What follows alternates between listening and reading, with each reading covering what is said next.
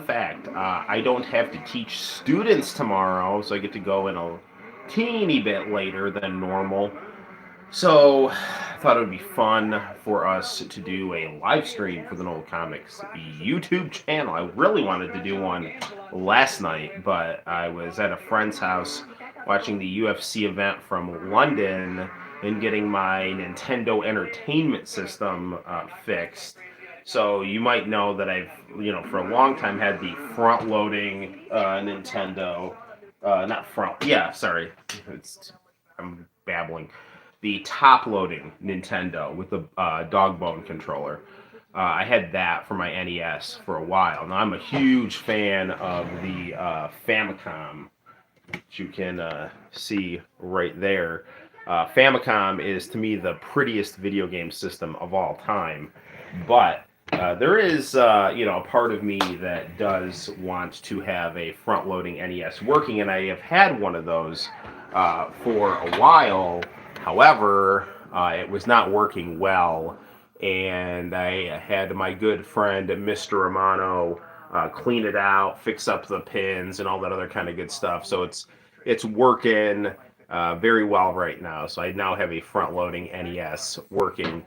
So getting my front-loading NES repaired, coupled with watching UFC from London with my friends, equals me getting back to my house at 2 o'clock in the morning, which is clearly too late to live stream, except for maybe my West Coast friends. Um, so yeah, good stuff. Today, I've been watching a lot of infomercials for mid 90s video game consoles. One of my all time favorite things to watch on YouTube is absolutely Rose Street, the Sega 32X infomercial. So I was watching that today just to relax. And then from that, I stumbled onto Philips CDI infomercials, two different Philips CDI infomercials, and the one we're watching right now in the background is the infomercial for the Jaguar, which is quite good. I don't have an Atari Jaguar, sadly. I wish I did. There are a couple consoles I don't own of consequence. I borrowed my friend's 3DO for years, and then I had to give it back to him before he moved out of town and ultimately to Canada. So I need to get a 3DO. And I also need to get an Atari Jaguar. And I should get a Wii U. Those are the major three that are missing. This Atari Jaguar commercial is it's good though. Hey Sinister, how's it going, man? We're watching some Atari Jaguar infomercial right here. We are gonna get ready to play some Xbox One, and we're just talking about life. So it's good that my West Side people are doing well. Very good, very good. Um, so the other day I bought a couple of Xbox One games. I bought the One Piece fighting game, and then I also bought a 16-bit Disney compilation. And some people might be saying to themselves, well, what the hell are you doing buying a 16-bit Disney compilation? But if you're in the know, you know that a lot of those 16-bit Disney games were actually really good. I don't own an official copy of Aladdin, which was a game that a lot of people thought was fantastic, and I never really sat down and did much with Aladdin. I owned The Lion King, and I always thought that game was pretty decent. I was messing around with it the other day on the Xbox One, this re-release of it, and I don't know. I mean, it's definitely a good game, but has some pretty infuriating spots in it. So I'll definitely play some of that. But with the amount of mid 90s video game infomercials I've been watching, we've got to play some Doom or something like that. I don't know. Yeah, I was watching the Philips CDI one. There's like two Philips CDI infomercials. One of them is really good. It's got these like twin cable guys who are competing against each other. Like they're twins, like brother twins. And one is very lazy and dishonest. And the other one is a very good guy. And that good guy, his name is Sid. And his goal in life is missionary in a developing country. Except instead of, the Bible, he's sharing the wonders of the CDI. Which is actually interesting because like the first CDI infomercial They are basically saying that the meaning of life can be achieved through the Philips CDI.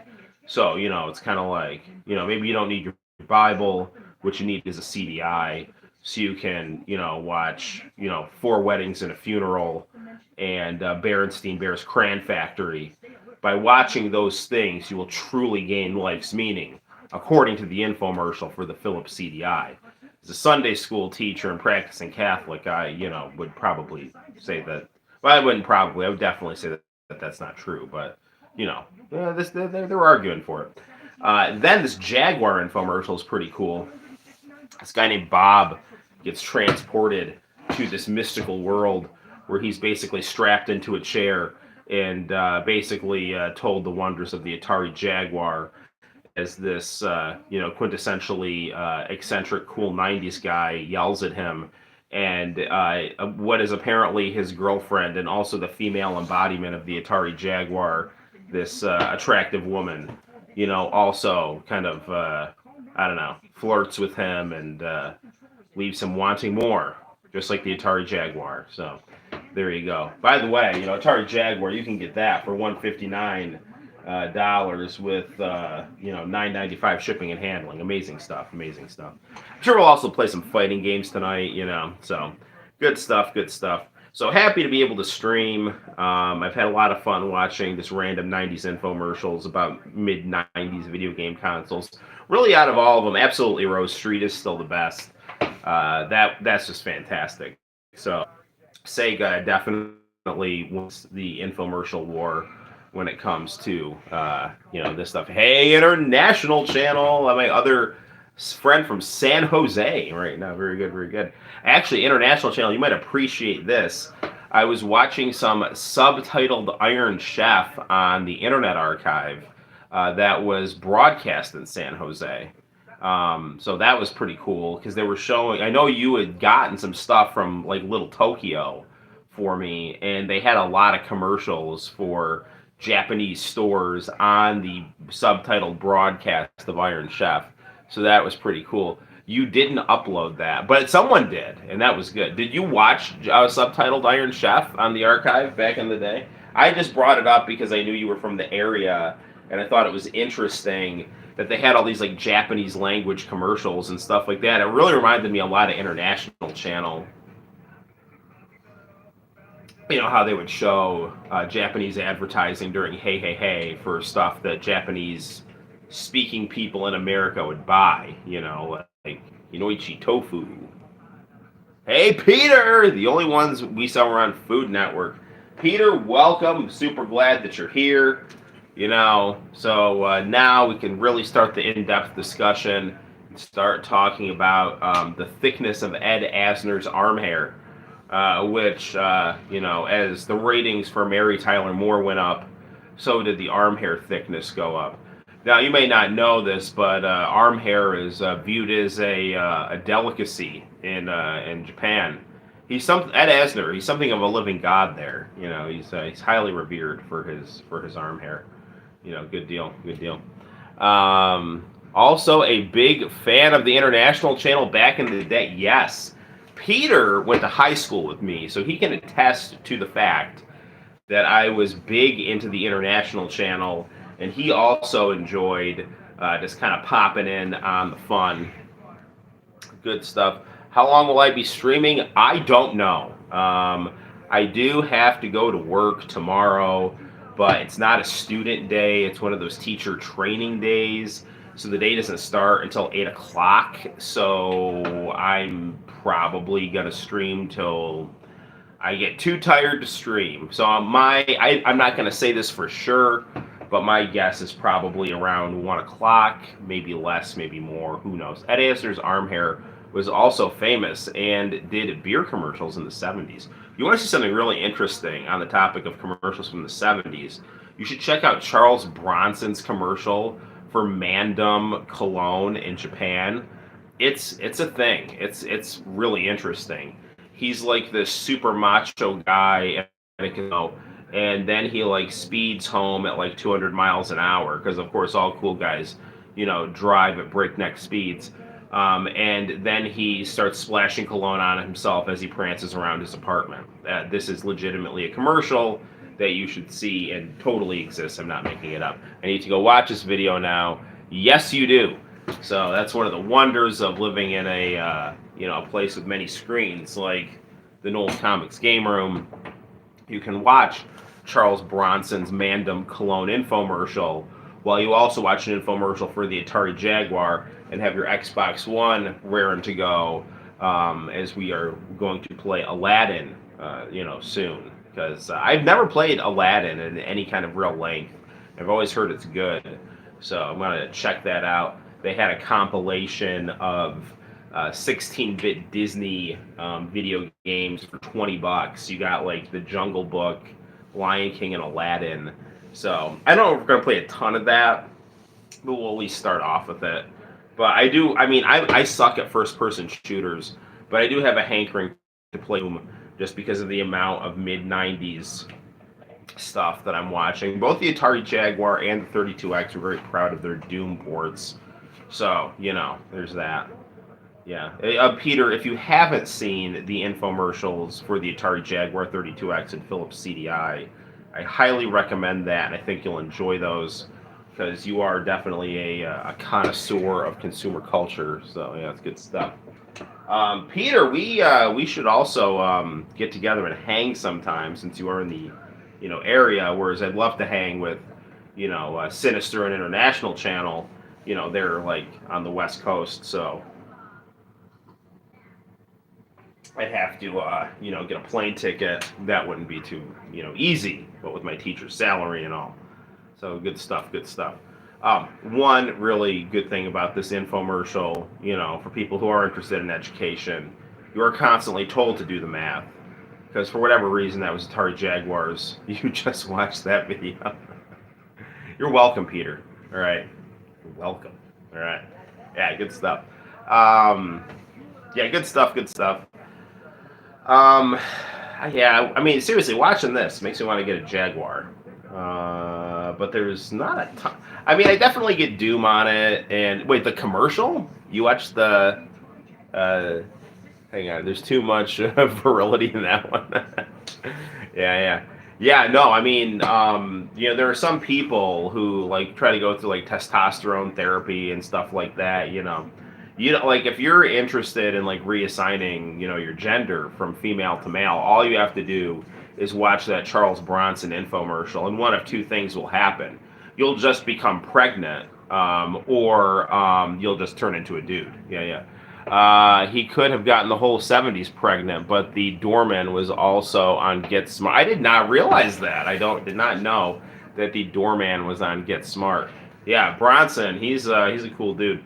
Fun fact also, the author of Fist of the North Star, his pen name was Bronson, but it was like in Japanese it was Boronson, so the most manly. I just hit second puberty. Very good. Yeah, no, it's always we're always maturing. Everyone, especially when we watch the ultimate masculine cologne infomercial for Mandem right there. So yeah, for sure. I mean, you need to, and the other thing too is like any physical ailments that you have. If you go on eBay right now and buy some Mandem cologne from the 1970s, it's kind of got this healing quality of a religious relic. Seriously, you'll be able to walk again. If you can't walk, scars will be healed. Was Charles Bronson big in Japan? Yes, he was. I love hearing when people were huge in Japan, and I had no idea. Bronson was pretty big in Japan, to my understanding. I'm a big fan of JoJo's Bizarre Adventure, and in Steel Ball Run, because of course Bronson has some steel balls. Like, there is it's either there's a stand or a character called Mandem that is based off of that commercial. So I mean, that commercial was influential enough that it pierced the heart of Hirohiko Araki. So, and he had to include a reference to that in his early 2000s manga. So yeah, good stuff. Good stuff. Yeah. For those of you out there in YouTube land who are watching this, I feel compelled to maybe actually put this on so that you can see what Peter and I are talking about. So you might actually have to interrupt this awesome Atari Jaguar infomercial here. I love infomercials. It's one of the most relaxing things for me to watch. That commercial was a pop cultural zeitgeist. That's a great, yeah, no, for sure, absolutely, it was. Yeah, it's good stuff, man. This commercial has all these literary analogies, metaphors, to show your life at 16-bit versus 64-bit. And so when your life is at 16-bit, you're a loser. When your life is at 64-bit, you are rocking this very stylish attire, and you have ski bunnies drooling over you. Right here, this is your life at 64-bit. If you get the Atari Jaguar, and you can totally, and radically shred on the slopes, right here. Yeah, get on his level. Right on, right on.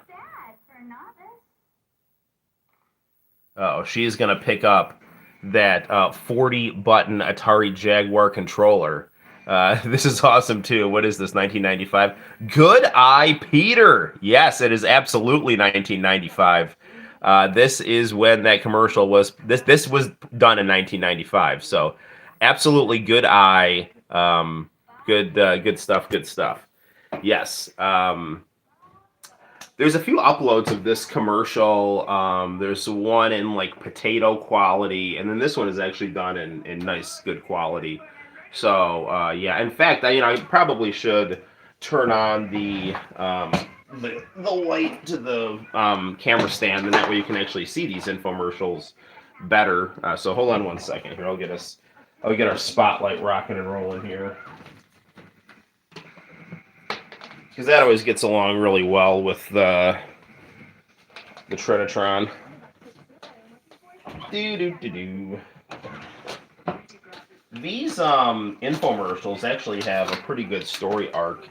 So I'm going to go in my drawer and grab my plug, but also in the drawer, I don't know if I've shown this before, I have my newspaper clipping of Bobby Bonilla returning to New York on the Atlanta Braves after cutting a bunch of weight and like starting to beat the shit out of the Mets. Yeah, good stuff. Slimmed down Bo likes fraternizing with fans from the New York Post, who broke the Hunter Biden laptop story. So good on them. They should get a Pulitzer, not just for their probing political reporting, but also for heavily reporting on Bobby Bonilla's weight loss, because that was a huge deal back on July 1st, 2000. Coincidentally, also on Bobby Bonilla Day. So that is really true. So yeah, good stuff. I have this newspaper thing saved, and it's good stuff. Bobby Bo, the best ever. So where's my plug? Right here. Good old New York Post. Is this the plug? I think this is the plug. I think this is it. Probably. All right, hold on. Do. I like how the NL got the DH 22 years earlier and Bonilla could still play. He should. He totally should. He should play as a DH. Bum, bum, bum, bum. I think this is the wrong plug. I used to lie to my friends that I had a Jaguar. That's sad, man. I'm sorry about that. This is the wrong plug. I can't find the right plug. You might have to like do without the spotlight. No, this is the plug right here. I found it. Do. I did have a friend who had an Atari Jaguar, but he sadly is no longer in town. I used to go over it. He didn't have very good games for it. He had Kasumi Ninja. That game was like kind of okay. It was like a Jaguar Mortal Kombat knockoff. So it was, it was decent. The narrator sounded like the guy who did Winnie the Pooh's voice, which was a little disturbing. So, but I guess that goes with digitized fighting games. So, I for one love digitized fighting games. So there we go. I was on Team Dreamcast, and I still regret not buying one. Dreamcast was awesome, and I encourage you to still buy one because it is really, really good. So yeah. Oh no, he's going to return back to reality now, and the female embodiment of the Atari Jaguar is apparently his girlfriend. Either that, or she literally burst out of the Jaguar dimension and now is living in his apartment with him. So it's these commercials all there's actually good character development in these infomercials. Like, the console really brings the people closer together. You know, so like this couple, their life ends up working out because of the Atari Jaguar. Then in the CDI infomercial, like the two cable guys end up these alienated twin brothers end up bonding over the healing quality of the Philips CDI, which can give you all kinds of benefits to your life, like movies like Four Weddings and a Funeral, or Three Weddings and a Funeral. It's Four Weddings and a Funeral, or I don't even know. But they are constantly talking about Four Weddings and a Funeral in that commercial. They're very proud that that's on the Philips CDI. And then Berenstein Bears Cran Master. If you've got kids, then you can play that. And then you can also play various political thrillers in digitized graphics, like Voyeur, where you get to play a stalker, by which I mean private investigator, and lurk in the bushes. So yeah, there's that. So yeah, but anyway, so that's good, that infomercial. And then of course the absolutely Rose Street 32X infomercial, where the plucky group of teenagers at the show Game Beat are able to take their video game review show to the next level, thanks to the magic of the 32X. Yeah, that's got NBA Jam Tournament Edition. That's a good game for the Jaguar. Is it in this reality? Did he get a girlfriend and a Jaguar? Yes, he did. Three Weddings was the prequel. Thank you, Peter. So Four Weddings and a Funeral is heavily advertised on the Philips CDI infomercial. Yeah, it's good stuff. CDI Sid. Yeah, it's good stuff. So yeah, so after you watch me live stream, you should watch the Charles Bronson Mandem commercial. Then you should watch the infomercials for the 32X CDI and Atari Jaguar, because they're fantastic, and I highly recommend them. And don't wait, because you can get your Jaguar system for the low price of $159. Peter, do you ever remember seeing these infomercials? Because I don't, and I watched a lot of infomercials. These must have been really late at night, and I just didn't see them, So it's kind of disappointing. But International Channel, though, I highly recommend you making your childhood dream become a reality and get your own Atari Jaguar. No, she is the Jaguar. Okay, so his girlfriend. So the Atari Jaguar can apparently become a hot girl and be both your, physical and emotional companion as well as your video game console. So, that's all the more reason to get an Atari Jaguar. So, although don't Jaguars have spots? Like the Jaguar on the Atari Jaguar looks like a panther. I don't get it. But don't Jaguars have spots? Am I nuts? Did I fail biology class?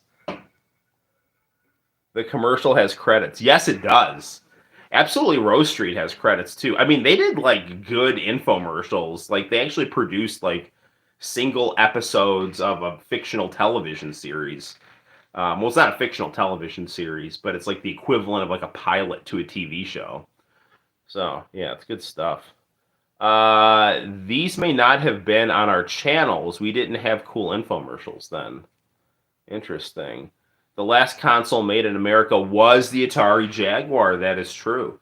I actually heard that might have hurt production costs because, we take care of our employees. What is that? Is there a second infomercial here, or are they just? No, I think they just run it back to back for some reason, which is fine. You can never have too much of this commercial right here. I'll show you guys the part where. Well, I'll show you the start of this here. go out and get something to eat. He's got the old 16-bit video system popped in. He's playing his little heart out. You've gotta love him.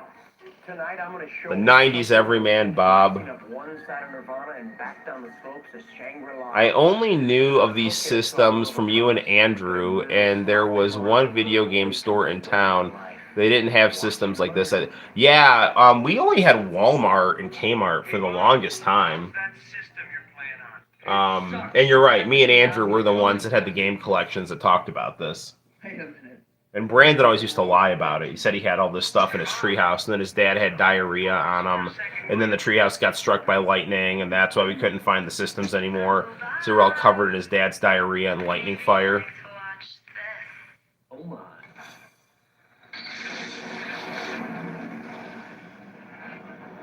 Yeah, that chick, she should play Catwoman in the new Batman. See, isn't that a panther? Am I nuts? I mean, that's a girl, but like, seriously, aren't panthers black and don't jaguars have spots? Or are there panthers? I'm sorry, are there jaguars that don't have spots? You have to make a fan art about this. Don't think that I haven't thought about it. I've been thinking about making fan arts for each of these infomercials. Honestly, at this point, I'm so into this, I think we should just watch the whole infomercial together and do a watch-along.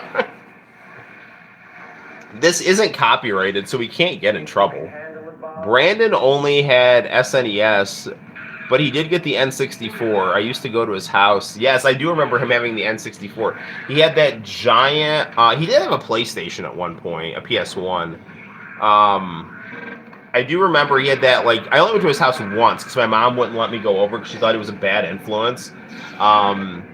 You know, because he used to, like, put whiteout on radiators and, like... you know, kick bathroom stall doors, like, but then, like, I started doing that too, because he was a bad influence. Anyway, yeah, I remember I went to his house one time, and he had, like, that big wooden console TV in his room. I remember we used to play GoldenEye on it, and I sucked at GoldenEye.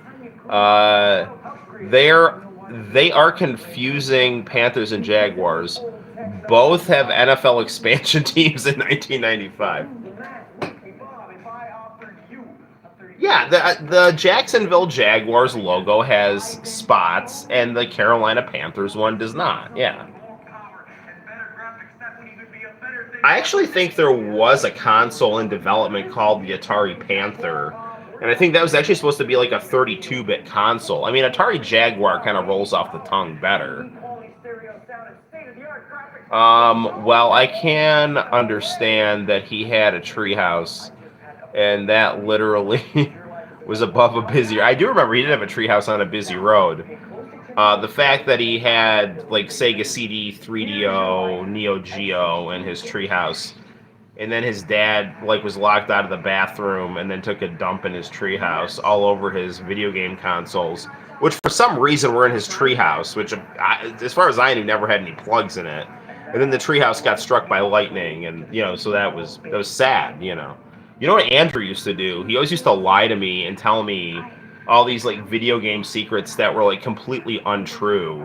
Like, in X-Men, he was able to play as, like, Archangel and Storm and Rogue and Iceman, like, even though they were just the helper characters. So, I mean, I used to, like, harass the Sega hint line, to try to get them to tell me that. And they kept insisting that it wasn't true. And I'm like, well, my friend would never lie to me. You're just holding out this information because you don't want me to know how good this game really is. And then, you know, they're just, well, you can keep talking because this phone call is like $5 a minute. So you can be as stupid as you want, but I'm telling you, it's not true.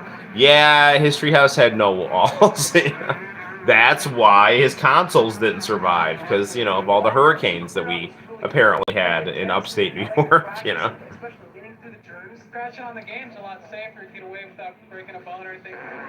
Check out the bone. Yeah, so if you want to do some extreme sports, rather than actually breaking your arm, you can, you know, just play this motocross game on the Atari Jaguar, which apparently has CD quality sound, even though it's a cartridge. Nobody, before Google, anybody could make anything up. That's true. Even with Google, people still made shit up. You clearly, maybe you do, maybe you don't. But as a Dragon Ball fan, I was very into the Search for Dragon Ball AF, the fictional sequel series to Dragon Ball GT that people would just tell outlandish stories about. $2,500 later, the phone line was right. Yeah, I mean, the important thing is that, the operators at Sega of America were able to get their kids nice Christmas presents because of me. So I like to think I did my part to help the youth of America, so right on, right on. Makes you straight because you look like the kind of guy that can take it. The Atari Jaguar has 64 bits of gaming power, not like other systems with 32 bits or even worse, 16 bits. It's got CD. Yeah, get on this level, man. It's got 64 bits. Fun fact, Peter.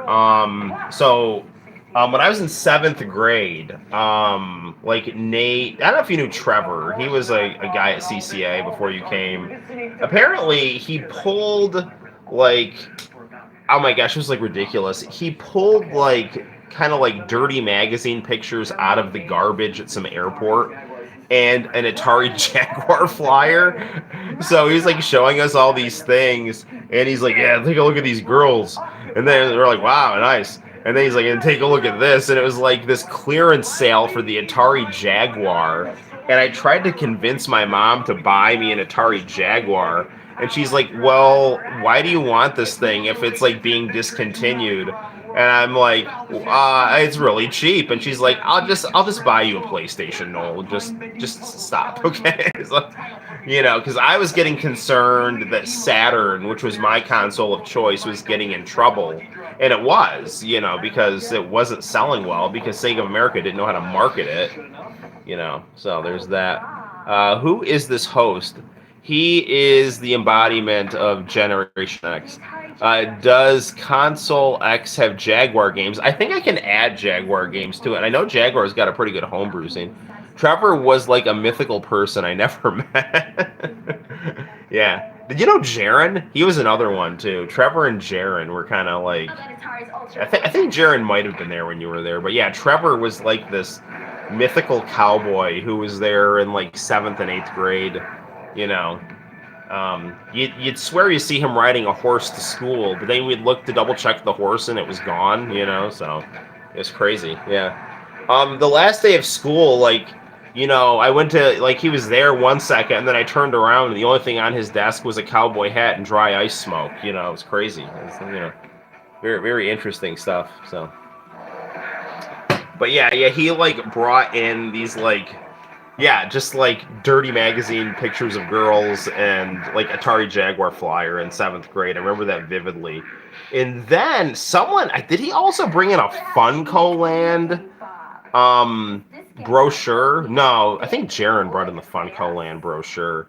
And there was a guy who worked there that looked identical to JT from Step by Step, who was also in the Philips CDI game of Thunder in Paradise. Hulk Hogan's awesome syndicated TV show, which was like Knight Rider with a boat. Jaren, I never met. If I didn't know his brother, I didn't think he would exist either. Yes, his 11-year-old brother who Rachel wanted to date. Well, like, he was a handsome kid. What do you want? What was he, 7 years old? Yes, but, Rachel was, I'm just kidding.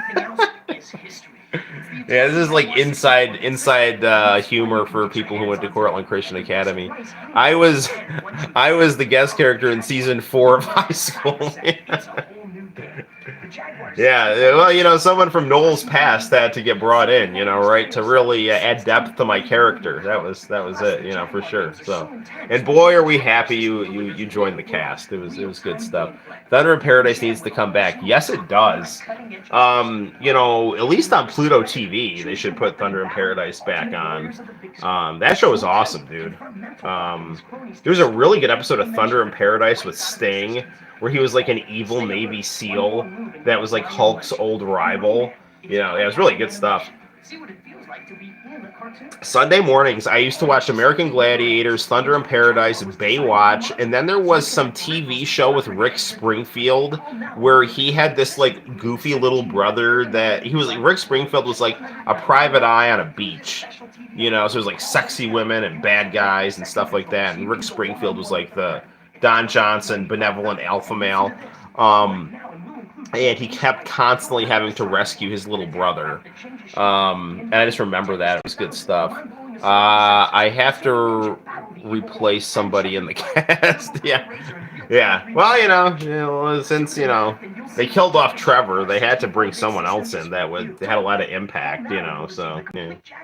I mean, I don't really like the way they wrote Trevor out with him getting eaten by that dog, but, I don't know. They had to do something, so, yeah. It was like a very special episode of CCA where, it was like simultaneously like talking about the importance of like putting dogs on leashes and chewing like, 30 times before swallowing. So it's like, so what ended up happening, if you didn't see the episode, guys in the chat, was, Trevor didn't, chew his Friday pizza enough. So he started choking and then like ran out of the school. Then a dog that was like, off a leash ended up eating him. And that was, the end of it. It was, a very special episode, But nevertheless, it still had the upbeat credits at the end, Good stuff, good stuff. I just learned Paramount owns Pluto TV. I wonder if they own Thunder in Paradise. Interesting. I did not know Paramount owned Pluto TV. I hope that doesn't negatively affect Pluto TV. Because Pluto TV is awesome. That is like legitimately the most relaxing, TV service. I was watching Iron Chef today. Like there was nothing on. It's like there's never nothing on because like you can always either put on Iron Chef or anime or TNA Impact. Actually they were having like NWA TNA pay-per-views the other day. It was good stuff. And Trevor was never mentioned again. Yeah, he was like Chuck from Happy Days. It's like. Or Judy from Family Matters. I think that's a little more topical for us, What's your favorite thing about the Jaguar system? I've never played White Men Can't Jump, the video game, but I think I probably need to. Although it doesn't have. I believe the game does not have Woody Harrelson or Wesley Snipes, which is like really bad. But they just licensed the name and the spirit, which is important. Paramount Viacom has owned Pluto for the last 5 years. Interesting. Well, it's good, so there you go.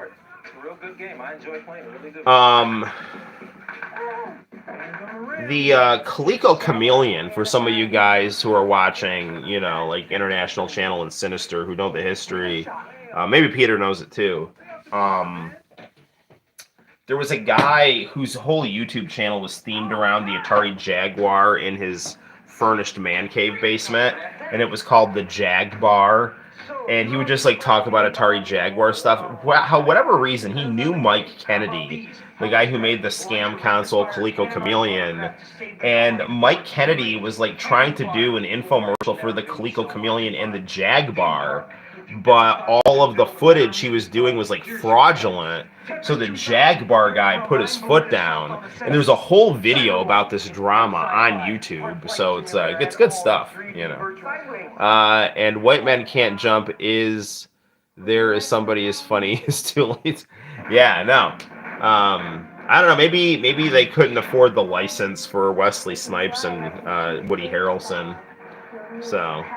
Really, you know what they really should have done? I'm surprised they never did a video game of Cheers based on Tapper, or Root Beer Tapper. I mean, that would have been so easy to do like a 8 to 16-bit version of Root Beer Tapper, but just Cheers. You're either just like Ted or Woody or Coach or Carla. Although Carla was a bitch, I didn't like Carla. She always like bullied Diane, and I was like, shut up, Like, I get that Diane was pretentious, but she wasn't, like, mean pretentious. She was just like, I'm reading a book and going to community college, and Carla's like, you suck. And I was just like, dude, just get a freaking life, Plus, Rhea Perlman, I heard, was a jerk in real life. She got Jay Thomas fired off of Cheers. She thought it was, like, bad for her character.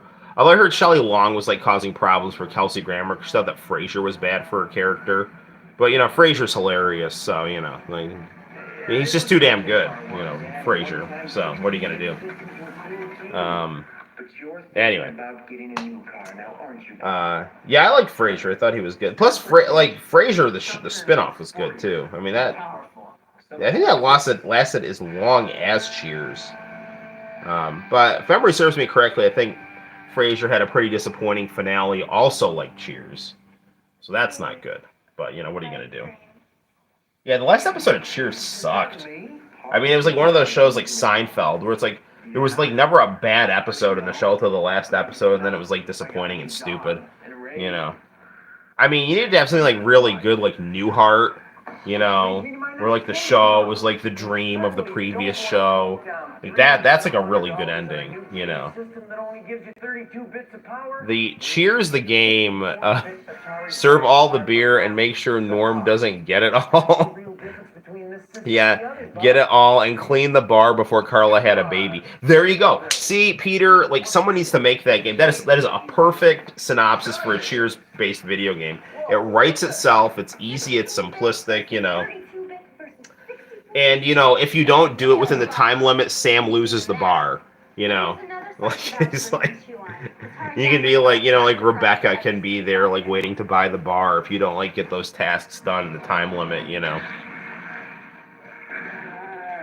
And if you do it all, within the time frame, you end up marrying Diane. So there's the happy and sad ending. Frasier would have been a good video game too. Yeah, for sure. It would have been like actually Frasier the video game would have been perfect for like the 3DO. Just like some full motion video game of like Frasier like listening to people's problems, and you would just hit a button to advance the next person's problem. Yeah, good stuff.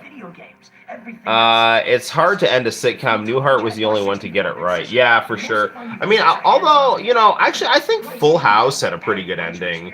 Like, because it was open-ended. The best endings for sitcoms are open-ended endings. I mean, Boy Meets World ending wasn't bad. It was a little sad, but it was not bad. But the best ending, Family Matters also had a good ending, but that was also because I don't know if they knew that the show was going to continue or not. I think the best ending to a sitcom is an open-ended ending, because the whole point of a sitcom, it's like this utopian idea that like the good times last forever. So the idea that the good times will end is it's jarring because it goes against the genre. Like the genre is supposed to relax you and make you happy, but that doesn't happen if it's like it all ends. So the idea would be kind of like the lunacy keeps chugging along, but something significant happens to add some kind of resolution to the plot or something like that. So the idea that like Steve and Laura were on their way off to get married, like I've heard people say that they wanted to see the wedding, but I'm almost kind of happy that like they didn't show it, because then that would have had like the finality. It's kind of like Steve's going off to get married. Corey and Topanga's wedding was actually hilarious. They did a Boy Meets World, even though the last season of Boy Meets World was like unnecessarily serious, like 70% of the time, and like totally ruined the season. But like the 30% of the time when it was funny, it was like really funny. And one of those funny episodes was Corey and Topanga's wedding, like where it was showing like the wedding planning, and it was just like this batshit crazy stuff where like Eric set the house on fire, and then he tried to propose to Topanga, and then Topanga had this like really bad face twitch where it just like looked really gross, like she'd like scrunch her chin, so like she had this like double chin and like eye that looked like it was glued shut, Yeah, it was like really funny. And then like the honeymoon episode on Boy Meets World was good too, where like they almost moved to this tropical island and cannibals ate Eric. It was like really good. Like it was like like they made the show like way too serious, and then they like give you this relief when like by this like absurd lunacy, which was like way better than these like stupid episodes about Corey and Topanga like crying about like painting their apartment. It was like really dumb. I tried to find someone to make mobile games. Tony Romano. Seriously, Tony Romano. I was hanging out with him last night, and he makes video games. I'm serious. Mary Tyler Moore had a sad ending. Ironically, Good Times had a bad ending. I didn't watch a lot of Good Times. I just know John Amos died. Damn. Boy Meets World was the most special episodes of any sitcom. Well, the good thing, okay, so Boy Meets World only had, I think, one like overtly special episode, and that was when the girl from Jurassic Park was getting beaten up by her banker dad. Like that, so because like Corey thought that Sean was like getting more action than him with girls. So he like tried to like speed things up with the panga, and she got mad. And then he's like, "Well, Sean's like having girls stay the night." And Sean's like, "What? You told her that?" He's like, "You idiot! I'm hiding her out because her dad is beating her." So then it made Corey look like an idiot. He's like, "Oh, I mean, oh." Yeah, it's like really like unintentionally comedically awkward, And then they had like a phone number at the end, to call up if your parent is beating you. So of course Peter, to be a jerk, like called up called up on my mom. Yeah, I lived with a family for a while. That's not true. They actually, moved me in with a very nice Jamaican family. So I got a cool Rastafarian hat out of it. So it's like good stuff, good times. We need to hang. Dude, I legitimately was at his dad's house last night. We watched UFC, and Tony he's working on. He makes video games. Like he makes kind of like. They're not like super complex to my understanding, but they're like good video games that are kind of like at the level of like Atari kind of stuff. I have no idea how Good Times ended. I think Esther Roll ate JJ. I think that was like the ending of it. She finally gave in to her cannibalistic tendencies, and it truly was a good time. And that was the end of the show. And it said "the end?" question mark, And yeah, it's good stuff. Yeah. It wasn't really as good as the last episode of All in the Family, where Edith like slumped over the in her chair, and Archie called up Jefferson to get that loan about opening the bar. Archie, you can open that bar over my dead body. Edith, Edith. Boop, boop, boop, boop. Yeah, Jefferson, about that loan. And then like early synthesizer music starts playing, and it says "All in the Family," and then "All in the Family" gets like pushed out to the corner, and it says Archie Bunker's place in new font. Like that's totally how "All in the Family" ended.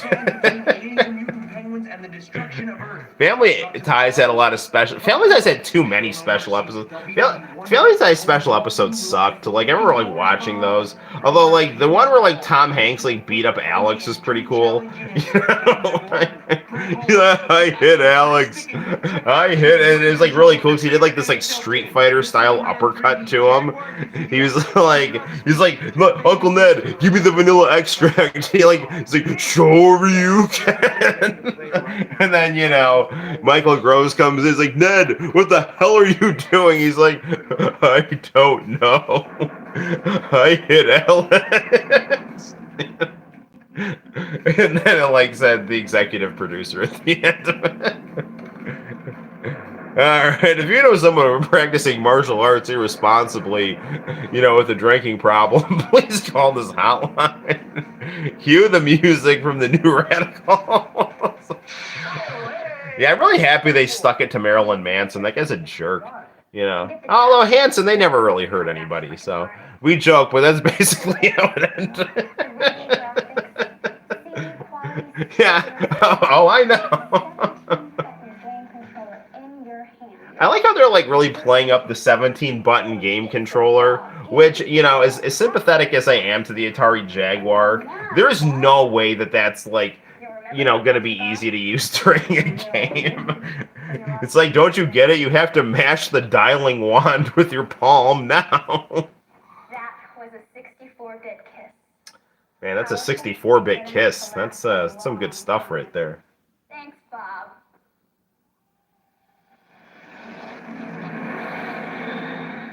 All right, now he's back to reality, and we've legitimately watched this entire infomercial. Family Ties special episodes are basically them trying to buy Emmys. Sad but true. You had 64-bit, you bought a Jaguar. I like his apartment. He's got like the cool little basketball hoop, the girl, and the Atari Jaguar, and the nice leather couch. Good stuff all around. Now they're playing Tempest 2000. Heard of Netflix and chill, but have you heard of Atari Jaguar and chill? And so Bob found happiness, or at least a better video game system. And in today's world, where the line between reality and fiction is often blurred, who could ask for more than that? But why let the joy stop? Yeah, that is clearly a Follow panther. Bob's bliss. Pick up the phone, dial, order a Jaguar system for PlayStation won the controller department. Love them or hate them. I like PlayStation's controller a lot, but honestly, my favorite controller is the Saturn controller. That is the most comfortable controller I've ever held, because it's got those nice, like, curves on the top. It doesn't have an analog, but if you're looking for, like, a good D-pad controller, I don't think there's anything better than the Saturn controller, in my opinion. But the DualShock that PlayStation ended up getting, I think, was the most functional controller. Even though one of those analogs was kind of useless, but you know, I don't know. I mean, it was just good. I mean, you can still do stuff with it. Breakout 2000. Demolish field after field of 3D bricks.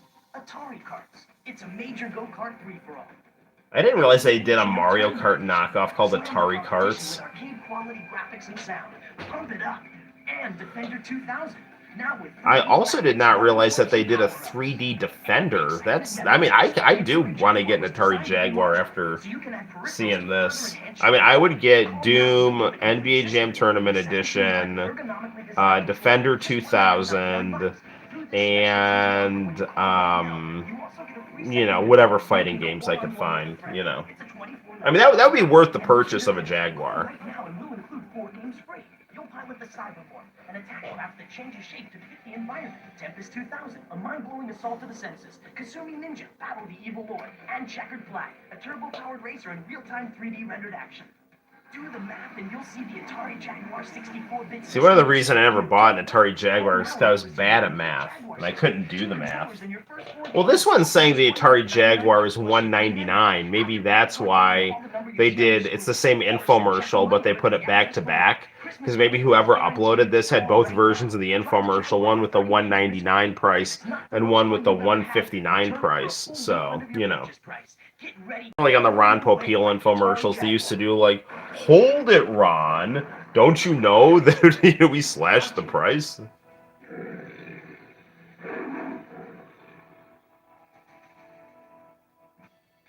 Like the infomercial is like the end of like the Thriller music video, you know. Anyway, that could have been any better if they had like Vincent Price maniacally laughing. Ah!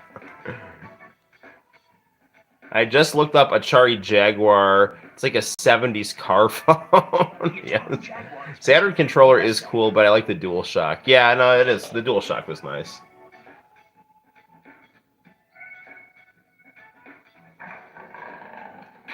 This was a paid program for the Atari Jaguar. Like, I think what I want to do for my YouTube channel is I feel like I want to get like all these infomercials and like just put them back to back, so you don't have to like juggle between music videos or juggle between like YouTube videos. Seraphina's crying upstairs. Oh, there I am right there. You see my my live streams on YouTube right there. Good deal. Yeah, I'm looking very serious. Like if I was gonna be on Money, like that would be the picture to put on Money. You know, like very distinguished and all that good stuff. All right, so let's type in Charles.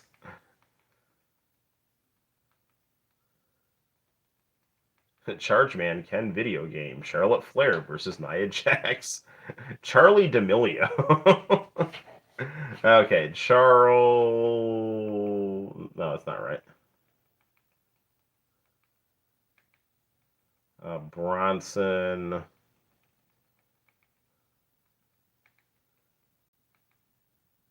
Oh man, I almost had it. There you go. Oop, nope. Come on. Mandum. There we go. Ah, here we go. All right.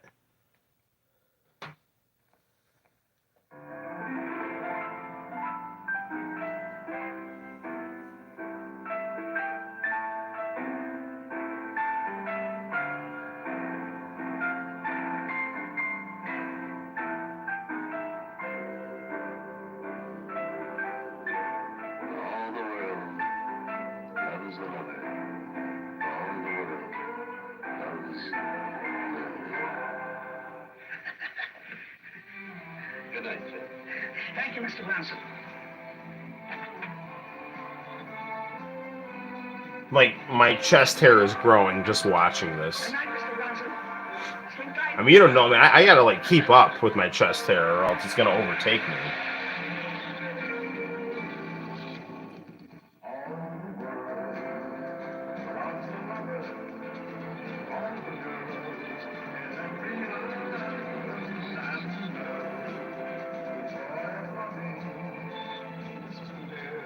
I think that he decided to smoke a pipe while he was doing this, too. He also puts on his mandem like he's shooting someone in a western.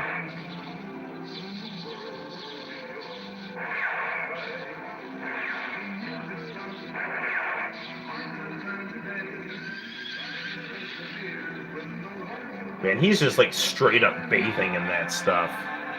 I hope like 7th grade boys don't get that idea about Axe body spray. That is not going to go well. Mandem.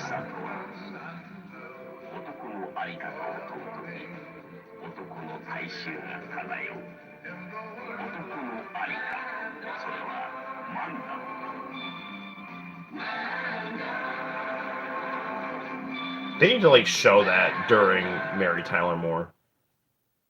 Yeah, it'd be good stuff. Have you ever noticed that like the dudes on Mary Tyler Moore, like they're like always like talk about how like attractive they are, and they're like these like weird cheesy looking 70s guys, which you know I find amusing, but it's like it's weird, you know. So all right, let's see what's going on in the chat here.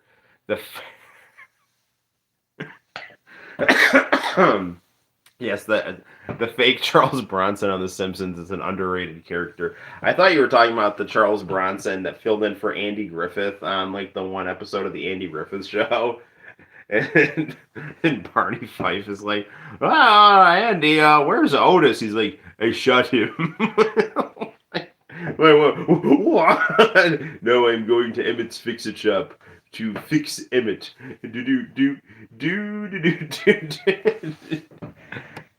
So, yeah, good stuff. Order your Propel rotisseries. Now we'll not only give you 5, but we'll give you 5 if you call now. Yes, that is true.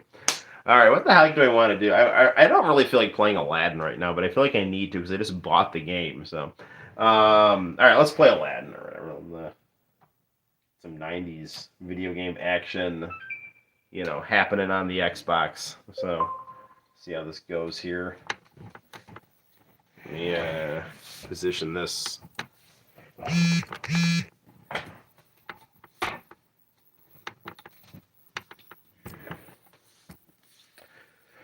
Alright, hang on, gang.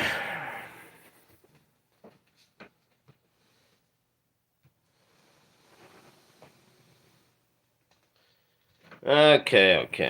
Do I gotta lower this a little bit? Looks like I do.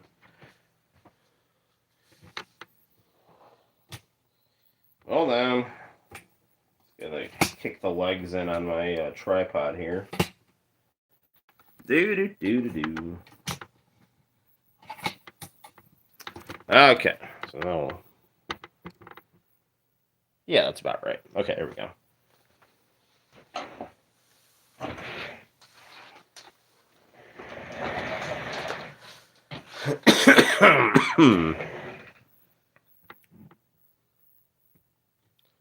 Turn off that light there.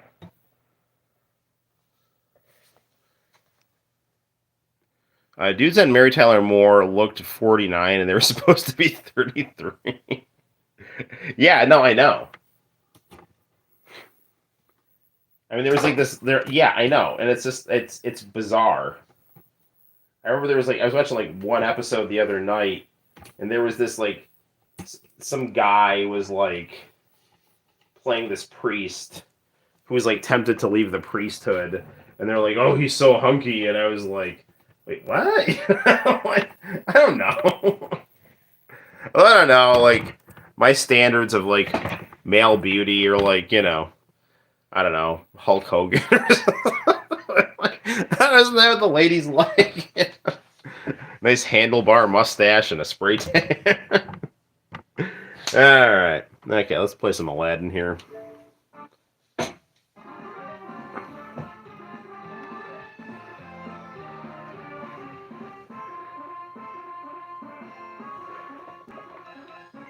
Let's go to our options here.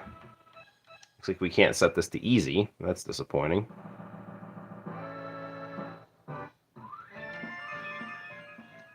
I remember watching things for like Aladdin on QVC.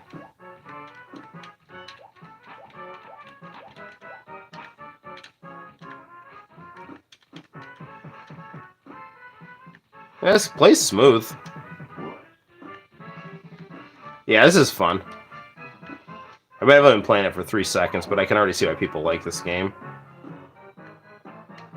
I didn't know that Capcom developed it either.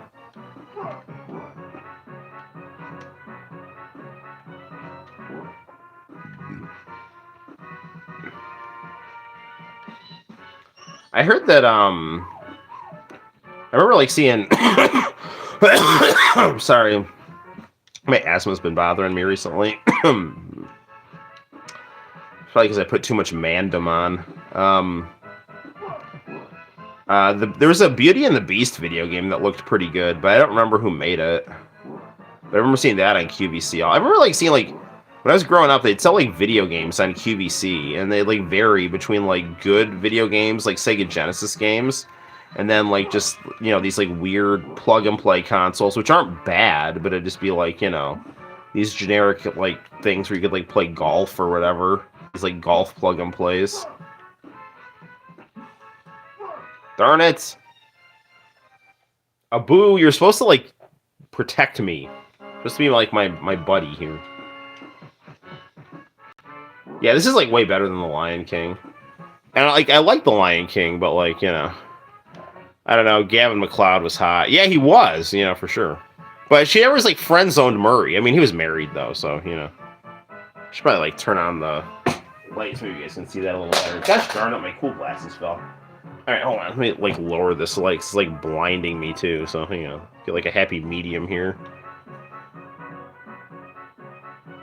Does Aladdin look like Steve from Full House? Yes, he does. QVC gave, like, an hour for things people thought their grandkids might want. Yeah. It's kind of sad that my mom bought me all that, like, Quacker Factory stuff. You know. I don't know. I guess it, like, meshed with the CCA dress code, you know. I mean, Pastor Miller was, like, oddly understanding about me having, like, edible shoulder pads. So... I don't know. He's like, you know, Noel, if you're not going to eat those shoulder pads, I know someone who will. Pastor Miller is legitimately the greatest man who ever lived. He's absolutely the greatest teacher who ever lived, you know. And I'm not joking. I love Pastor Miller's like my all-time favorite teacher.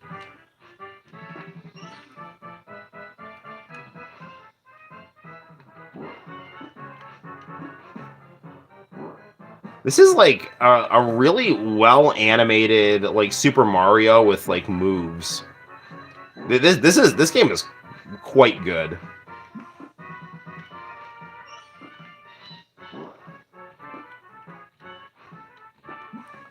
I didn't see Fuller House that much after the first season, but I heard that DJ and Steve ended up together, which was, like, really good. I was, like, kind of disappointed when it made it look like she might end up with, like, that veterinarian guy, and I was like, screw that crap. Do you remember the shopping channel that was just for CDs? I do not. That sounds awesome. My boss gave me a bunch of his old CDs because his girlfriend was like, we gotta make some room in the house. So he, like, knew that I collected all this old stuff. So, you know, long story short, I got, like, a bunch of Blues Traveler CDs. Which I don't necessarily recommend, but, you know, I mean, whatever. There's some good stuff in there, too, though.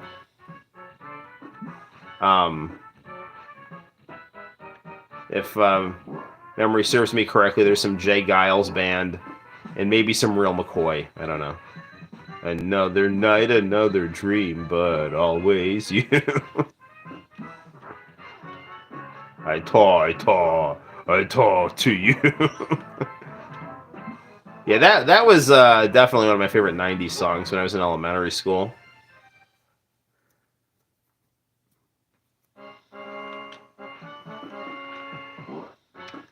Not gonna lie, I did enjoy You Learn and Ironic too from Alanis. But like legit, like no joke though, her like Happy Canadian stuff is better than her Jagged Little Pill stuff. I mean, and I mean that. You should like check out those videos. They have like Matthew, not Matt Lawrence. Who played Joey? Matt Perry played. Matthew Perry played Chandler. Who was the guy that played Joey? How am I blanking on that? Matt LeBlanc. Okay, yeah, because like Matt LeBlanc was in those videos.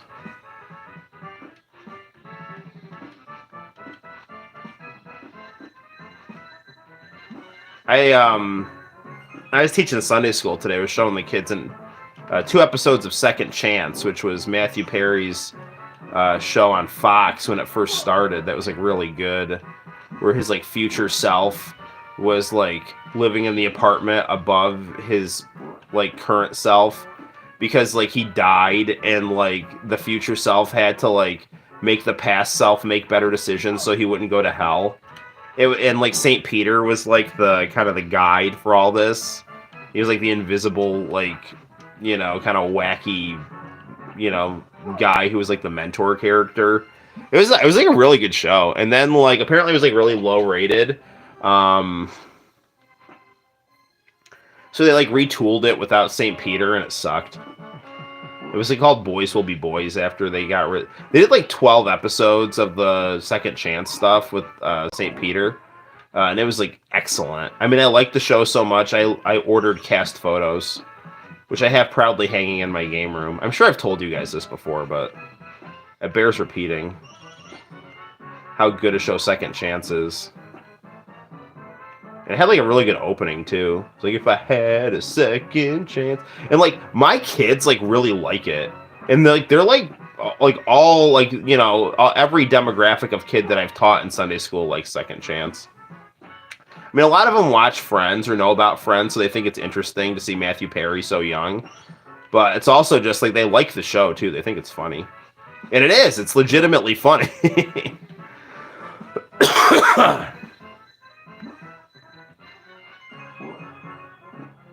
This game is like way easier to play than The Lion King.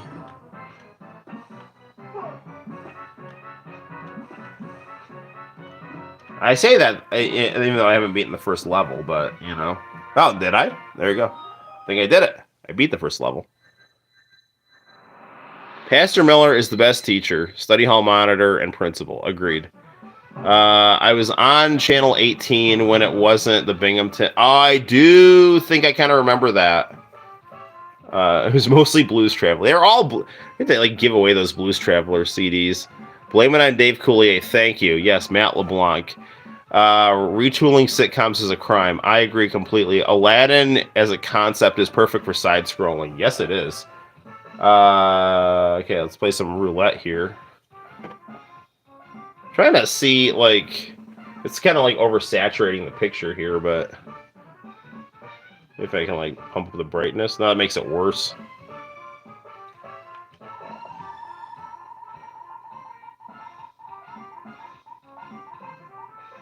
I get a gene, a 1-up. What do I get? A heart, a star. What does a star do?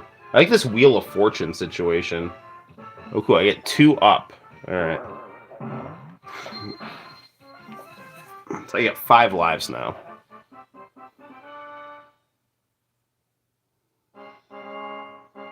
Actually, Peter, you know, we're playing on this TV. Mr. Romano actually fixed this TV for me. It was like had a blinking menu screen on it, and he legit opened up the TV and like fixed. There was some button that was pressed in too much on the inside, so he fixed it up.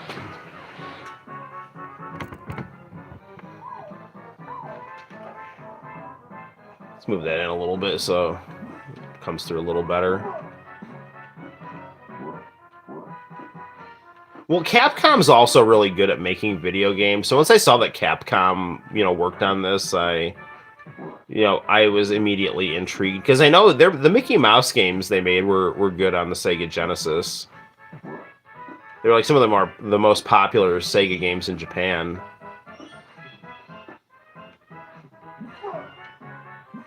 Oh man. Well, is it time for my battery? This is it for my battery. Till next time. It's Peter. Thanks for stopping by and for having a lot of fun. And don't be a stranger, in person or online.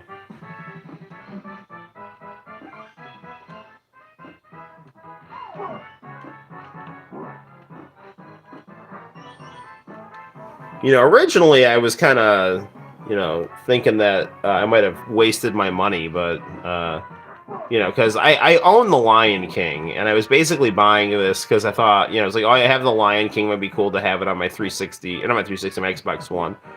And then I started playing it, and I was like, the controls seem more slippery on the Xbox than on my Sega. Maybe it's just the controller, but this Aladdin game plays really well. Even though I keep dying because, I'm kind of hastily moving through the level here.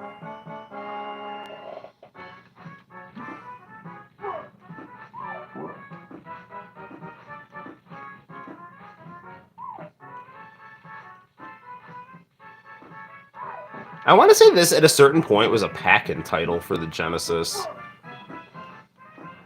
Did this get included with like the Model 3 or something?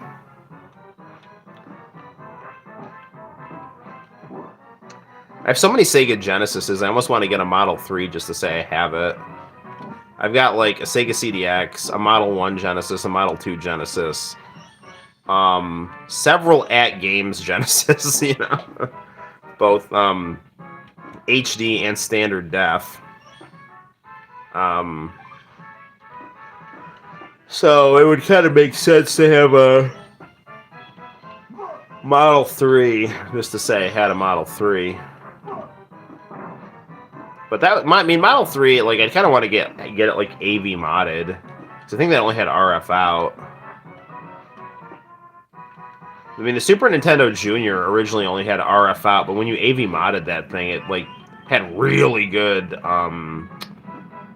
RGB.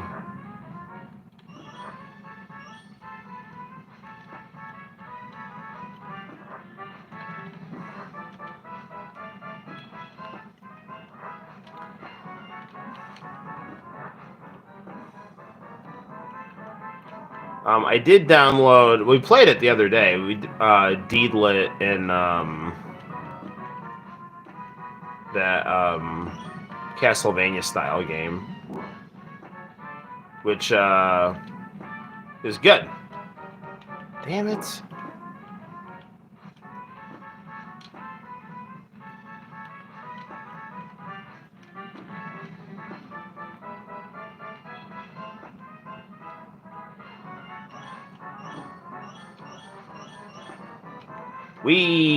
All right, we did it.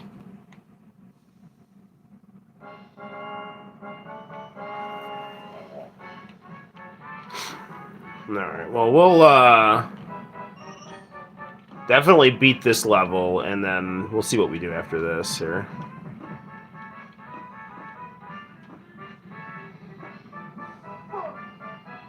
Oh, what? I hate it when stuff like that happens.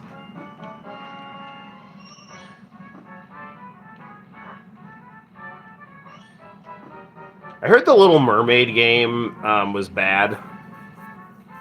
Although you'd figure, like, Little Mermaid, they could do a lot with making it like a rail shooter.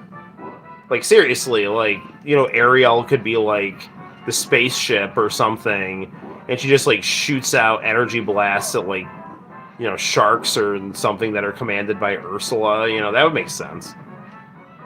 But I heard it was like Sega Lord X. I was like just watching a video of his the other day, just listening to it in the car, and he was saying how bad the Little Mermaid was. But I don't know. He was saying like Batman Returns was bad for Sega Genesis. And I actually don't think that game is that bad. It's maddeningly difficult, but it's not like Batman Forever. Like, that game sucks. Like, and I'm a pretty understanding person, especially to franchises that I like. But dude, Batman Forever on the Sega Genesis is like just horrible. Batman Forever and WCW Backstage Assault are the worst video games that I own. And I love WCW. Like WCW is, hugely important to me. And if it was like remotely decent, I would be an apologist for that game. Like Dragon Ball GT Final Bout is like not a very good game, but I have a lot of fun with it. And I love Dragon Ball, so I'm just constantly like defending that game. But WCW Backstage Assault is just horrible on every level. It's an ugly game. It doesn't play well. Yeah, it's darn it. It's not good. The good thing about Backstage Assault though is they do have these like mini full motion video openings for the wrestlers, so you get to listen to 5 seconds of American Made and see Hulk Hogan beat people up, which is cool. But then, for Bret Hart, I don't think they don't use his actual music, which is dumb because like his third, if memory serves me right, they don't use his music. Which is dumb because like his last WCW music was really good.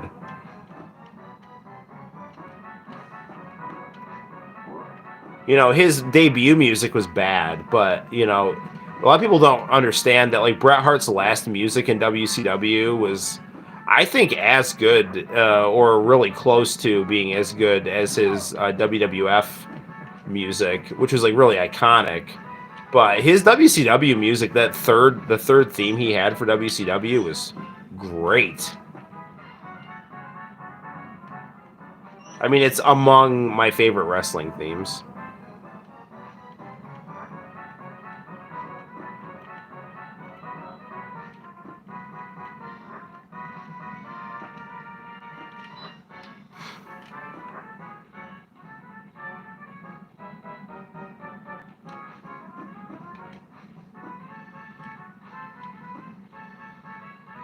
This is gonna be tricky here.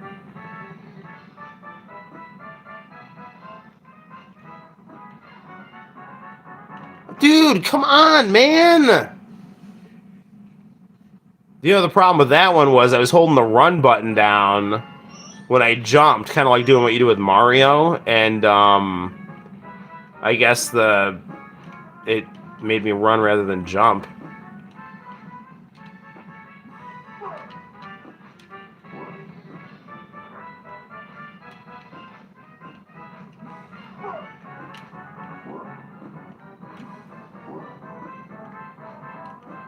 I've got a One Piece fighting game that I've not played as well. That might be an interesting thing to pop in.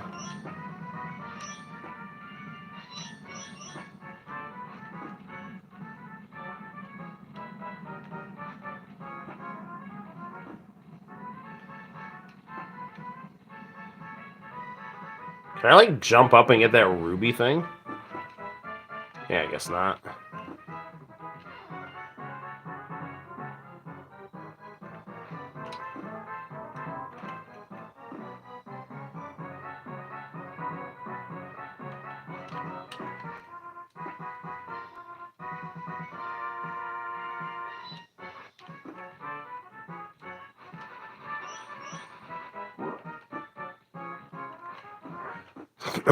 Man, all right.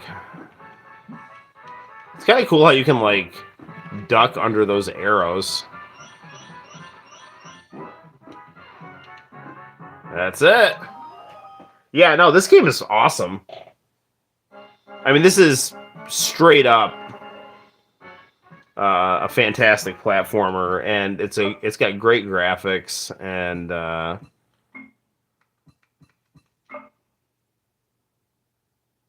game has been saved. Nice.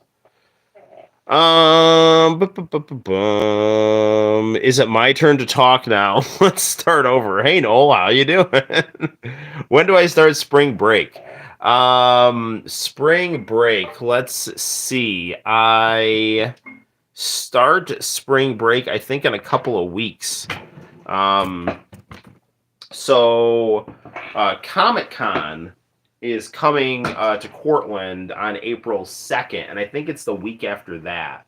So I think I start spring break in like 3 weeks, because it's going to be the week after April 2nd, and it's not going to be April 2nd this week. So the cool thing, I'm sure I told you guys this, is that Adrian Paul from Highlander is going to be with me at Comic-Con. So I'm going to be really like freaking out, because Highlander has always been one of my favorite TV shows. It was one of the few shows my mom and I could agree on, because I loved the story of Highlander. And my mom like thought Adrian Paul was, good looking. So, she basically watched it, because she had a crush on the actor. And I watched it because, like the first 4 seasons of Highlander were awesome. 14 Kings. Hey, welcome. Yeah. Yeah, no, it's true, man. If you are in the Cortland area, and you want to meet the Highlander Adrian Paul, he's having a workshop called the Sword Experience. So he like legitimately teaches. I always say, I'm realizing I'm saying legitimately a lot, but it's true. He legitimately is going to be teaching Hollywood fencing, essentially, like the cinematography and technique. Maybe not cinematography, but how you could look good, because that sounds like it's like from the directorial point of view. It's how you would look good for a director sword fighting. So if you wanted to like be in an episode of The Highlander, he would teach you both some elementary fencing as well as how to look cool in a movie.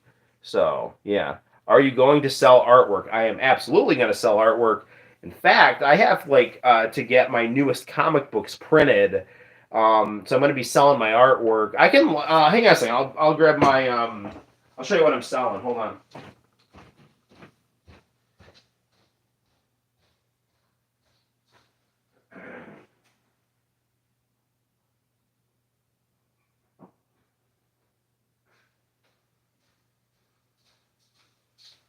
So,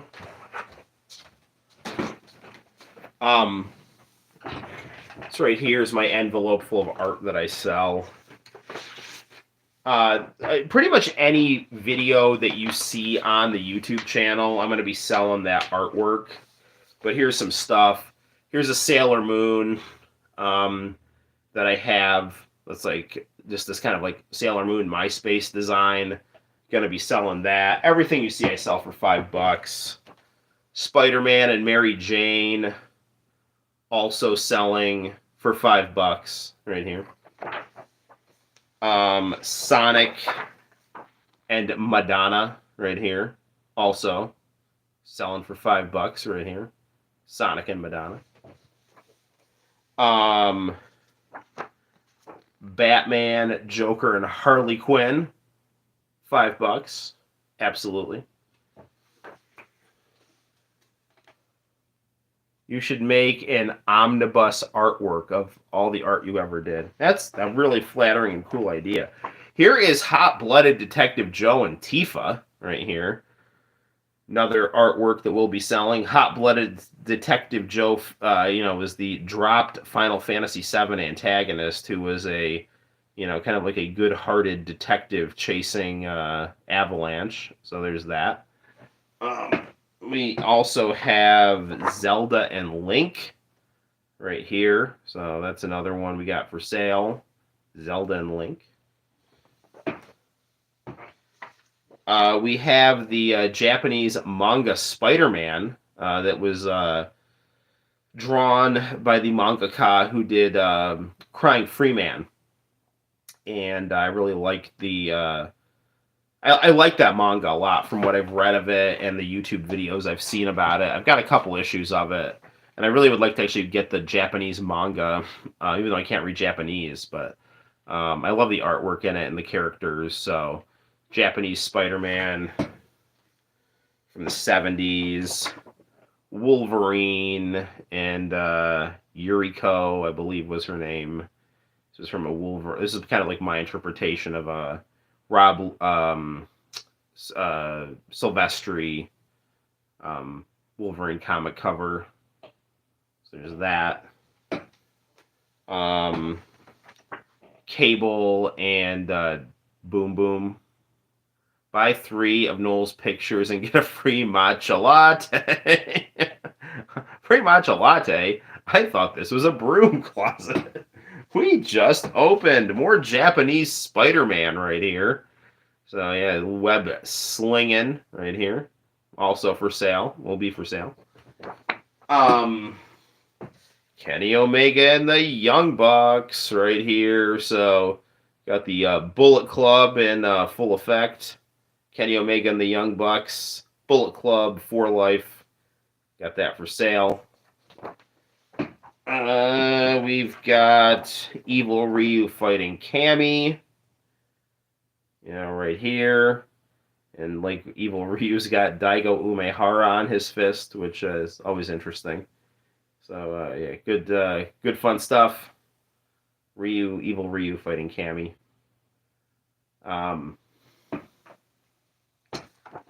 More Sonic and Madonna right here. Get some Sonic and Madonna. We also have the greatest TV detective ever, Columbo. What's the deal with Cody? I'm hearing conflicting reports. I don't know. Anything's possible. My guess is he will show up with WWE at WrestleMania. Like, I think what they'll probably do is they'll probably try to do what they did with the Hardy Boys and have them, like, make a surprise appearance at WrestleMania. So I'm sure what's going to happen is Seth Rollins will go out, start complaining about how he doesn't have anyone to fight, or everyone's, like, too afraid to fight him, or something like that. Then Cody Rhodes' music is going to hit, and then Cody Rhodes is going to beat Seth Rollins. And then they'll probably, have some writing for Cody Rhodes and possibly give him a transitional title reign. And then my prediction is he'll just be kind of knocking around the upper mid card until he gets frustrated and leaves again. This is from a Camellia Diamond commercial from the late 80s, early 90s from Japan. So there's that. We got a Johnny Joestar fan art that I did during COVID lockdown. This was one of the things I drew during COVID. So there's that. This is a pretty popular Cammy drawing that I've done that a lot of people seem to like. So yeah, here's a Cammy. This actually got featured, I don't know, on some website. They just grabbed it and said, like, oh, here's some really interesting Cammy art, so it was nice. Some Lost Media dude actually used, and I'm flattered. I'm not complaining, because there's some times when I use other people's content, and I don't try to take credit for it. I only do it when it's like, Lost Media stuff. Like someone like uploads an obscure episode of something that no one's ever seen, and it's like I also want to preserve it on my channel. Like California Crisis, like other people have uploaded that, and like I'll upload my own copy of it, but someone uploaded some of my international channel clips, which was cool. Not much, but Luigi. Here's another one. Wolverine making out with Jean Grey. This is one of my most highly rated videos on the YouTube channel, is to this artwork and Back to You, the closing credits to X-Men. So yeah, this is this has like 70K at least views, I think. So yeah, this gets some traction. Chris Redfield and Claire right here. Another one, artwork that will be selling. This is just an artwork I did of Rachel from Blade Runner. So there's that. So, enjoy that. And this is an old drawing I did of my interpretation of the Dark Knight and Robin from Dark Knight Returns with, Batman. I always like the idea of old Batman having a mustache because he has a mustache in the start of Dark Knight Returns. So I just thought that would be a really cool idea to have Batman just keeping his mustache when he got older. So here's that. And this is a Sonic CD artwork that I did here. I love Sonic CD. Some Sonic CD art. This is another highly rated artwork from the channel. It's X Factor. So, there's that. I can enjoy that. Balrog or Vega versus Chun-Li. So there's that one there. And what else we got here? This is another X Factor. Maybe you should make t-shirts of some of your drawings. It's funny that you say that because a friend of mine who I train with, he's got a fight coming up, and he had me draw a shirt for him. And he actually wore it to the gym on Friday, which I was kind of flattered. Here's a Watchman that I did a while back. Who watches the Watchmen? Yeah. And here's another one that I like quite a bit. It's probably the last one. It's Old Wolverine right here. So this one seemed to get a little bend in it when I put it in the sleeve. But yeah, Old Wolverine. This is Days of the Future Past Wolverine. Tell him to come out to Axis as his theme entrance. I don't know what he's coming out to. Apparently YouTube won't let me keep Tears Liberation on my channel, which is kind of dumb because that's a good song. Yeah, I don't know. Thankfully, my Team Revolution videos from Hey Hey Hey are all good. So,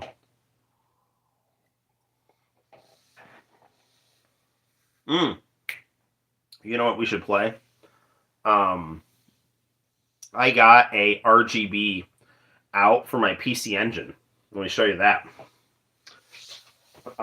So I actually kind of want to do a review of this product because it's so good. So basically, this right here is PC Engine. Hang on, let me get this in a good situation here.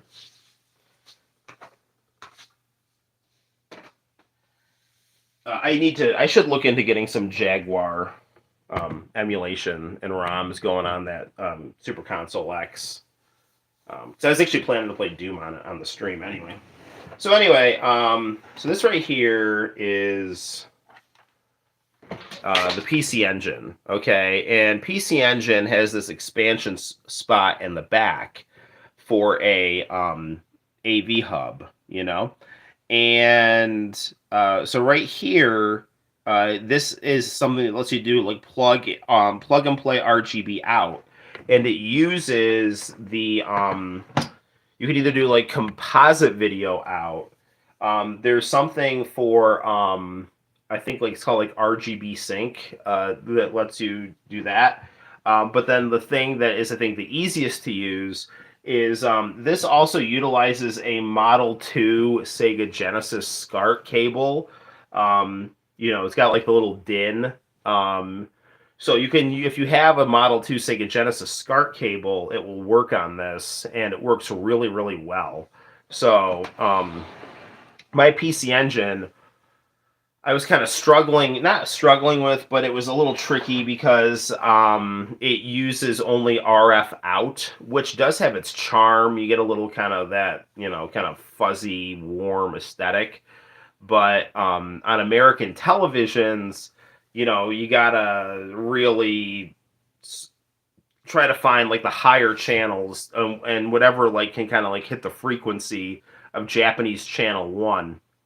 I do have an international VCR that does let me play Japanese channel 1, so it's not that difficult, but it's not as good as like having like raw RGB out. And this was only like a $20 thing for the PC Engine, and it really does. Even though I do kind of like the warm charm of the RF out, it's nice to have the actual, you know. You need to do more console and tech related stuff like GameSack. I could do a review of this. It's good stuff. Um, yeah, I highly recommend the let me show you the SCART cables that I like to use if you're interested in tech. Okay, so um, these are they're called like Insurrection SCART cables, and I believe these use composite sync or C-Sync. So these will give you a very, very, very good quality, clean RGB, picture. And these are a little more expensive cables. I want to say they're probably like between 20 and $30, but they're well worth it. I mean, like if you have a shitty SCART cable, you're gonna get interference either with. I mean, you could get a good picture and good sound for sure, but you could be having sound issues. Your picture might have some, signal waviness or something like that. Kind of not huge, but like a little annoying. This will give you a crisp, perfect picture. Insurrection SCART cables. I used to import these from Europe, but I think a lot of U.S. sellers started buying them and selling them themselves. So yeah, these are really good. So if you're into RGB SCART, and getting the most from your consoles, I recommend that. Also, I do have the Commodore monitor there, and that has Lumichroma, which I actually have my Neo Geo hooked up to that through S-Video, because my Neo Geo is modded for S-Video. I don't know, I bought it and it had an S-Video mod on it, so that's what I tend to use, because I like using it on that monitor. And the Neo Geo's RGB out is not bad, but it's actually, I think their S-Video out's a little better, unless you're, I mean, like, it's RGB out on a good computer monitor, looks still really, really good, but I'm using the Neo Geo SCART cable on my Model 1 Sega Genesis, which I have back in action, and that's really nice. So the reason I was able to get that back in action is because I didn't realize I could use my Famicom AC adapter on it, and because the big problem was I lost my AC adapter. And then I tried using the Neo Geo AC adapter, and that was not working well because it was starting to get hot, and that made me a little scared. But this works like a charm, so it doesn't get hot. I think it's like an identical AC adapter, but it's actually more efficient because it's small. So yeah, it's good stuff. All right, let's play some City Hunter on the PC Engine. Try to get this nice and situated here.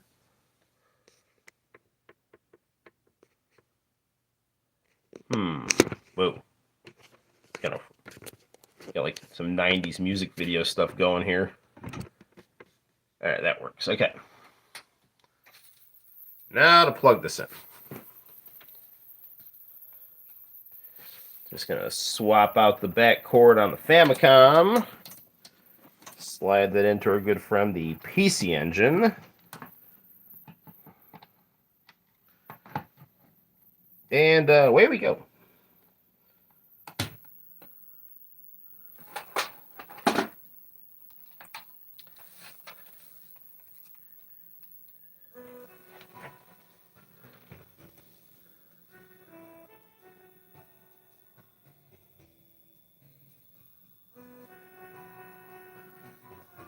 Do you think I should do more console reviews?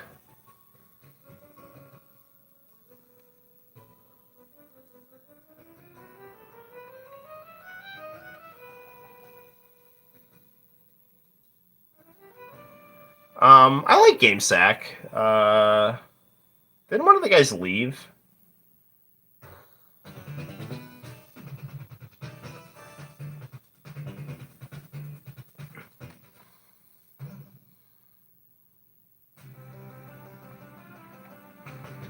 I don't remember the password. We'll just do a new game here.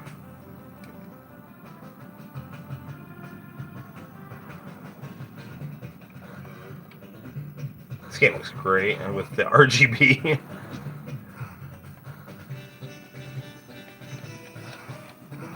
I want to get a Street Fighter for Street Fighter 2 and Batman for the PC Engine.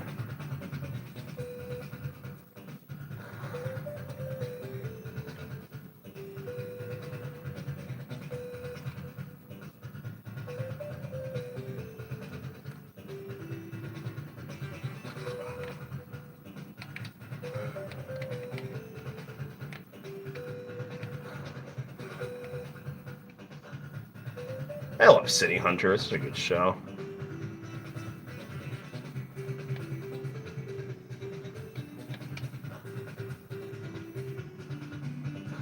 We got Tetsuo Hara as the judge for my manga contest that I always enter.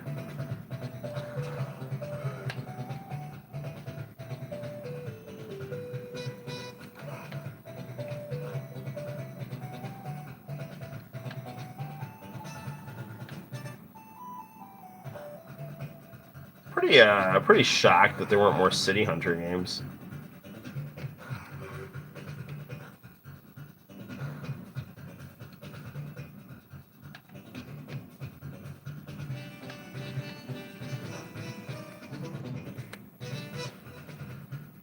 Yeah, Dave left. Do you remember GamePro TV? Remember GamePro magazine, but I don't remember GamePro TV. Or if I do, it was so brief that it didn't make an impression on me.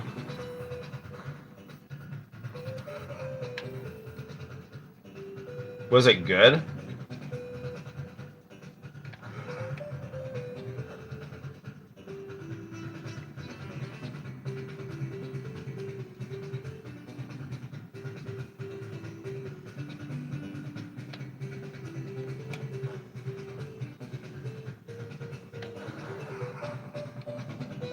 It's funny, you know. I was talking in that video how I wanted G4 to get on Pluto TV, and now they're on Pluto TV. They play some old Ninja Warrior reruns, which is nice. You know, but like I don't know. I mean, it's okay. It's not like it's not the whole channel is not just like Frost's Meltdown. Although she is kind of weird, but whatever.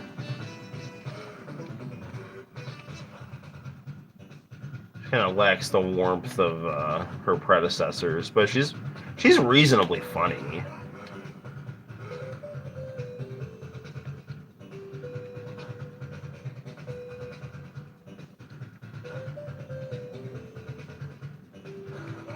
But G4's game reviews kind of suck. Like, they seem very canned.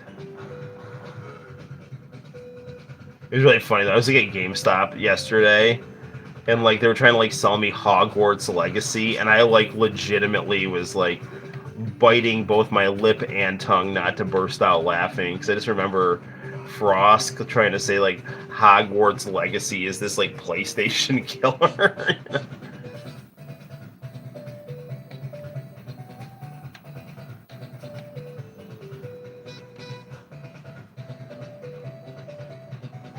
It was a syndicated show in the early 90s. Interesting. I saw some videos of it on YouTube. Interesting. Hey, Arrow! Welcome back, Arrow. Yes.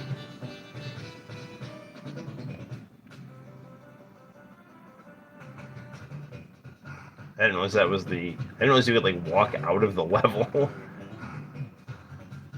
Arrow, we're just messing around. I got a new connector for my PC Engine, so we're playing that on my nice PVM right here. I only have 2 games on my PC Engine. I got City Hunter and Bubblegum Crash. Since Bubblegum Crash is kind of a text point and click, I don't want to fall asleep, so. I think I got some like Berserk style game with anime girls on the Switch. That could be another thing we can play.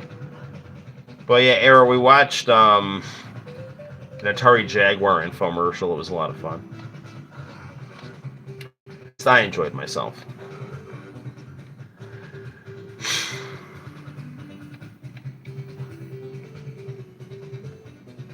Hopefully all's well in Jersey.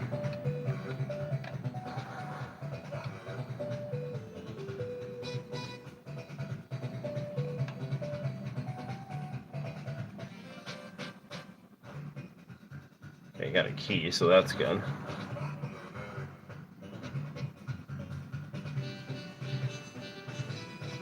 Okay, so maybe the guy's down here.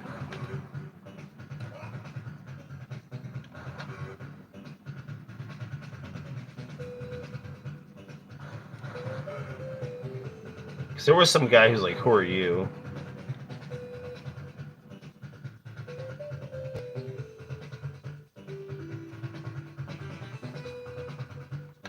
It's not the right guy.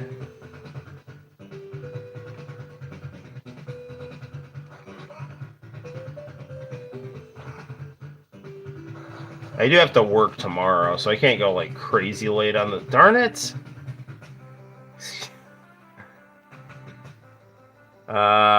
What? Was that the only Atari Jaguar infomercial? Yes, to my knowledge, it was. I think there were like 2 versions of it, and one of them was when it was being sold for $9.99, and the other was when it was being sold for $159. But I think that other than that, the commercials were identical. CDI has 2 different infomercials uploaded on YouTube.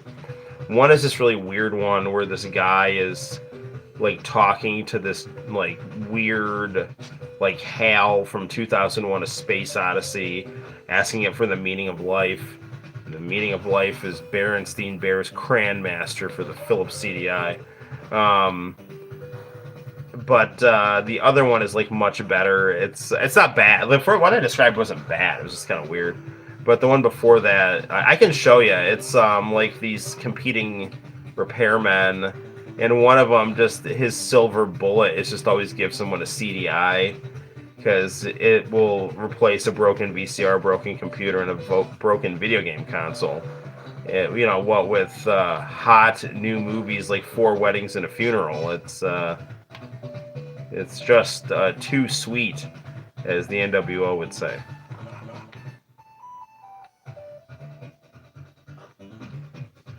You can also play hot titles like Jeopardy!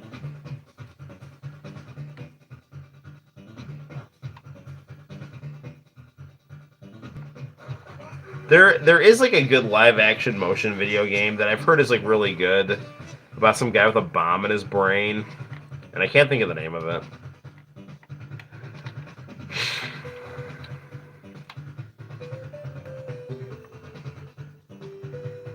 They need to do a telethon with dying children, and maybe they would sell. I would totally rock a CDI. I'd get it for the Thunder in Paradise game. There's an interactive Thunder in Paradise game on it, and I would get it for Hotel Mario.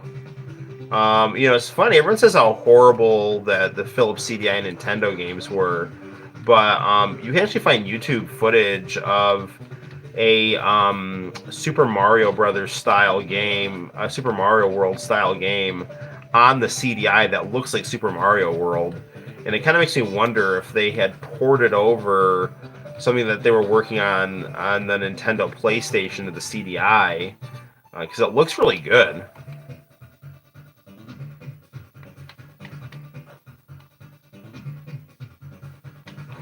getting lost on this here.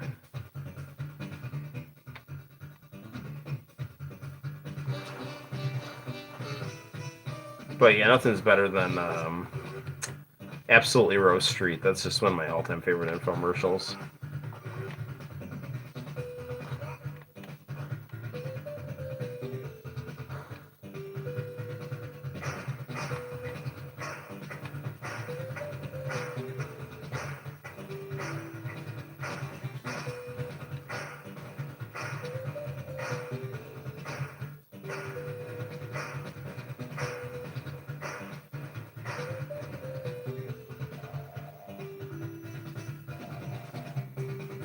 Run, Rio, run.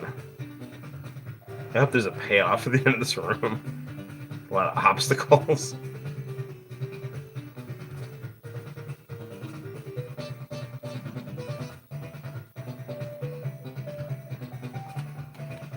Nope. Who are you?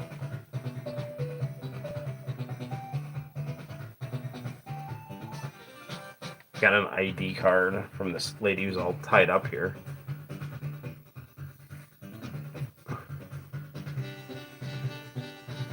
Just like the children on the international channel.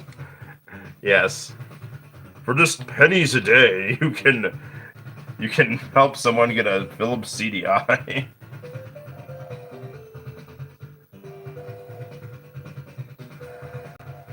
No, like that one commercial, like there's this like really like pathologically bratty kid, and he's like drawing on the walls, and they like legitimately like, here, play Crayon Factory. Draw on your digital walls. Like, okay. Cable guy was abnormally into the game.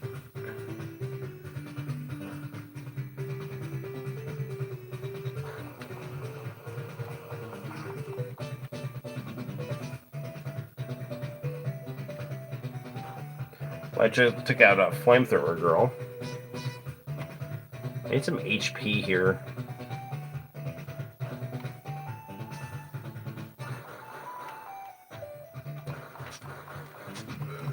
There we go.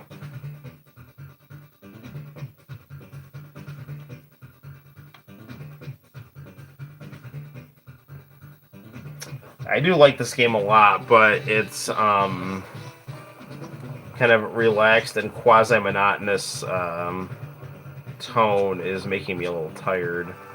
Darn it! Alright, Rio, that's going to be enough out of you for now. So yeah, there's City Hunter for the PC Engine. And yeah, it's good stuff. I'm going to take a little walk to the kitchen, and we'll get a little snack or something. We'll play a quick game of Doom, and then we'll, I don't know, maybe watch an international channel tape and, you know, probably wrap things up. Because, you know, I do have to go to work tomorrow. And even though I don't have to get up at 6, I do have to get up at like 6:30. So, you know, it's not ideal to stream like super late at night. Maybe I should, I mean, I gotta go to the gym tomorrow, but maybe I should get like an ice cream sandwich that'll like keep me awake for a little bit. Is this the last one? Yeah, it is. I gotta go buy more ice cream sandwiches right here, so. Well, what are you gonna do? Cheers. Yeah, maybe I'll put on the Philips CDI infomercial for a second. I'll show you guys that. But yeah, that was very happy with Aladdin. That was a good purchase. Man, I'm all like tangled up here. Hang on.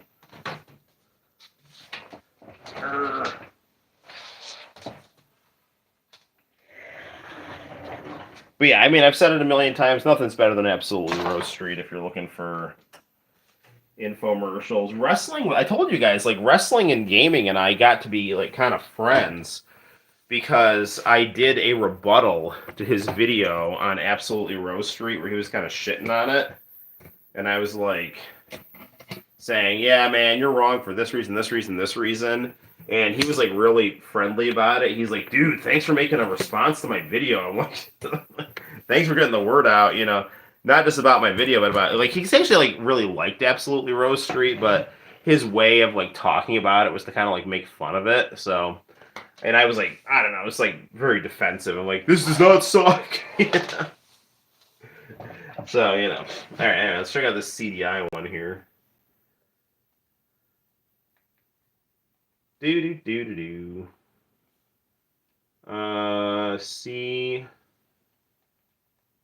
CDI infomercial. Yeah, the one you want to see, the one with the kid from Seventh Heaven. That's the good one. The oldest brother from Seventh Heaven is on this. See, my first customers were soon to be Timmy and his mom. All right, so there's some good character development here. And when are you going to grow up and sell something people use? What are you talking about? Oh, that's right. Extended warranties. Hey, don't forget I'm also the one who repairs things under those warranties. Not if I get there first. And if I get there first. What is that? Hey, coffee today. So that's how it began. Ed late for work as usual, and me off to sell CDI. You know, the 4-in-1 home entertainment. The day with Sid, Ed, and the CDI. Myself.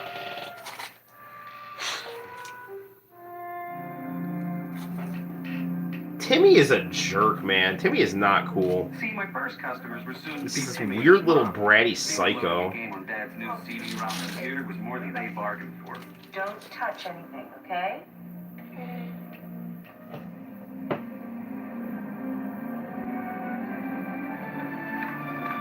Timmy, you're not doing anything.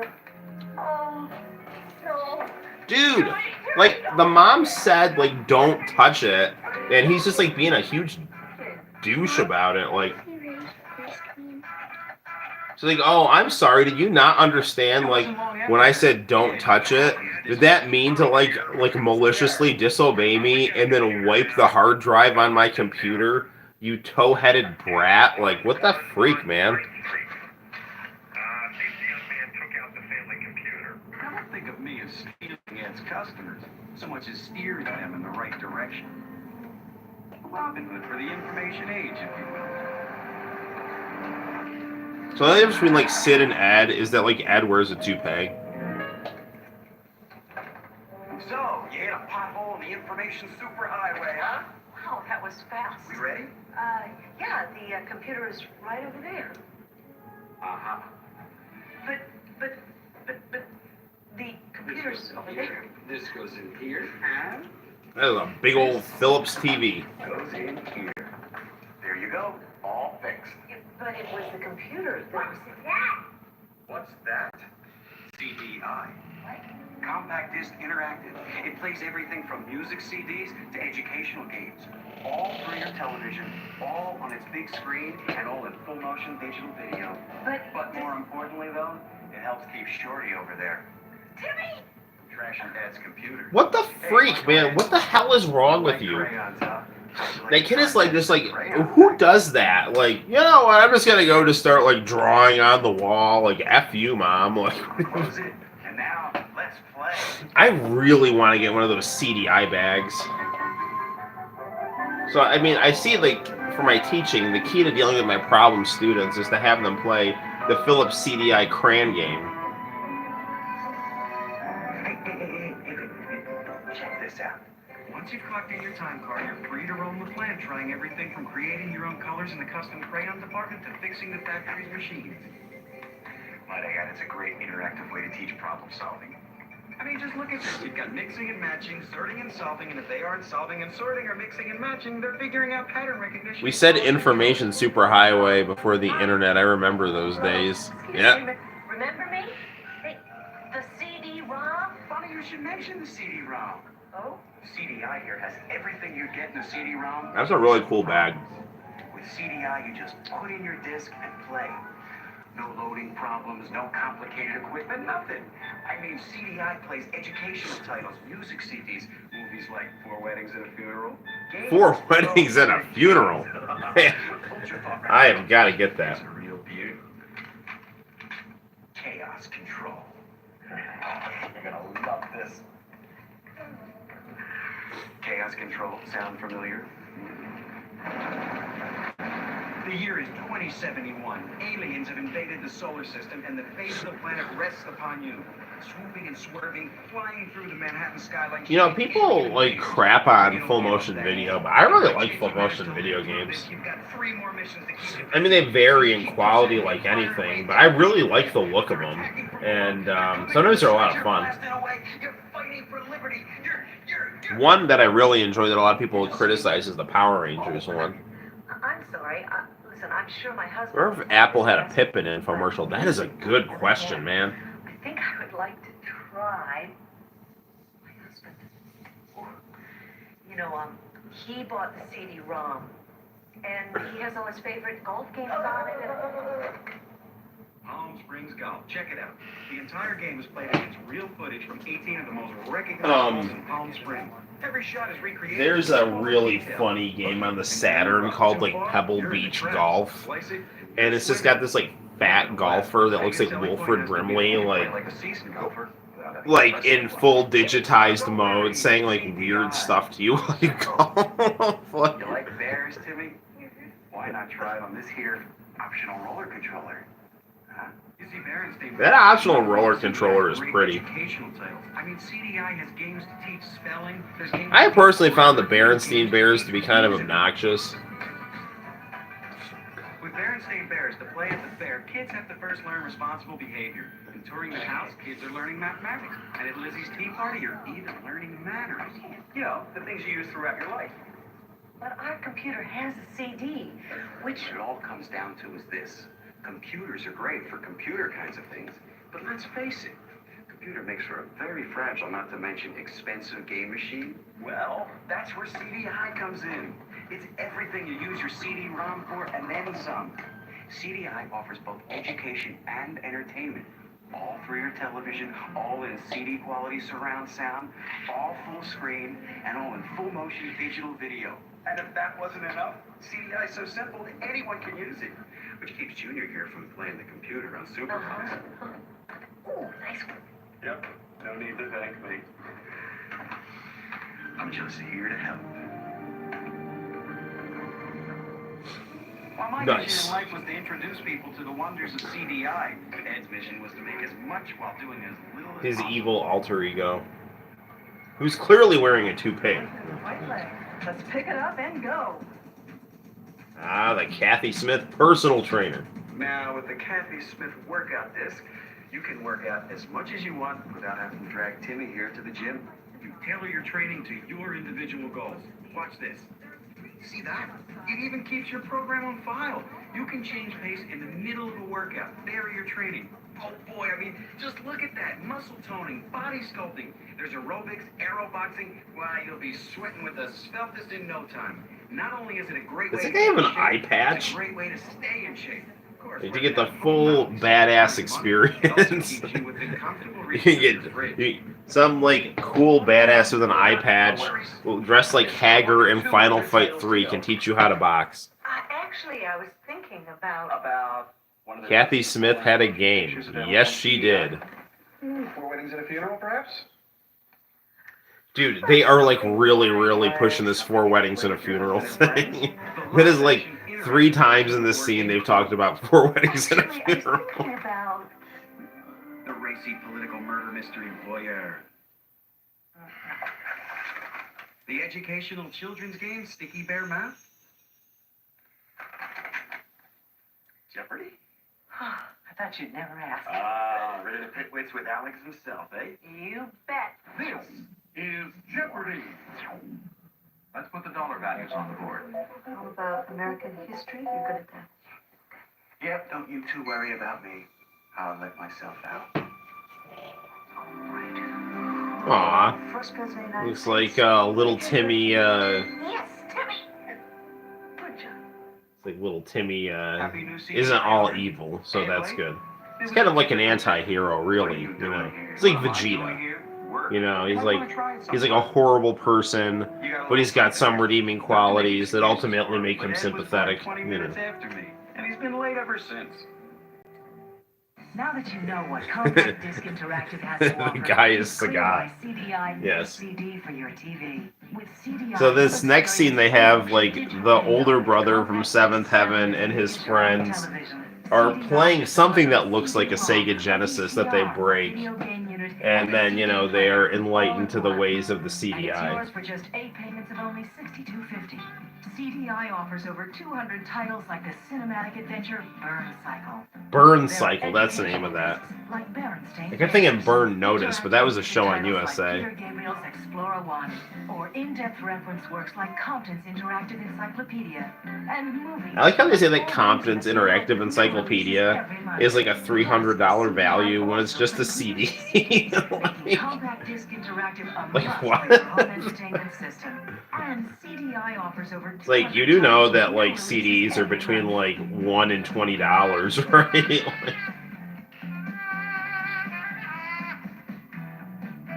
By all accounts, Burn Cycle is like a really good game.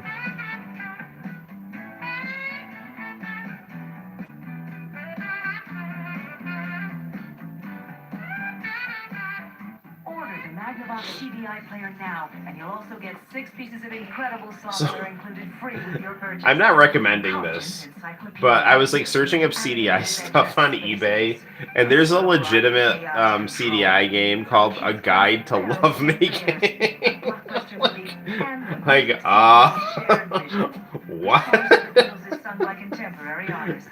It's like, learn positions and technique. And it's like, this is beautifully illustrated. It's like, oh, okay. So of course I ordered it immediately. No, I didn't. I don't have a CDI. You know, so.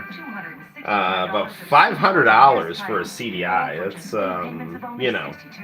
But it is what it is. I mean, like, that's, for a state-of-the-art console, that's about the going rate, you know. That would be something. That would be something up your alley. Everything is boring. But these 3 young men were about to get a wake-up call from the CDI Civ. These guys are living the dream right here. You can get some new games for this thing. I don't know.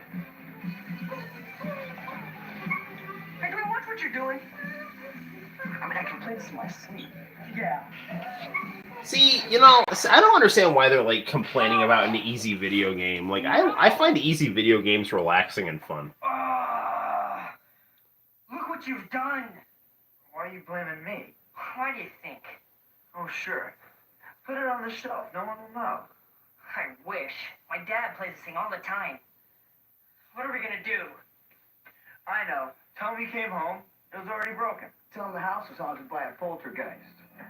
And this was just a warning. Hey, Yeah. we got a game machine down. A group of young men in need of assistance over at 219er South Cherry Glen. That's 219 South Cherry Glen. I like how the good brother accepts his baldness, and you know, it's because he's gained a lot of internal strength from, you know, studying the ways of the CDI. Ooh, game machine DOA, huh? Yeah. Can you fix it? Oh, I'll take care of it, all right. Okay, this goes in here, this in here, this in here, and there you go. What's that supposed to be? This, it's a CDI. It does the work of a VCR, a CD player, a game machine, and a CD-ROM all in one. And what are we supposed to do with it? Oh, I don't know, Einstein.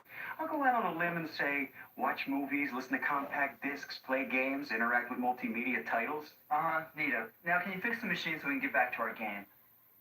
I thought you fellas might be into something more challenging than those two-dimensional things.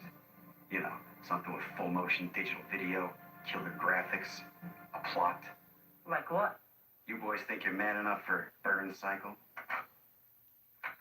You see, the hook here is you're a software thief who ran into a little problem.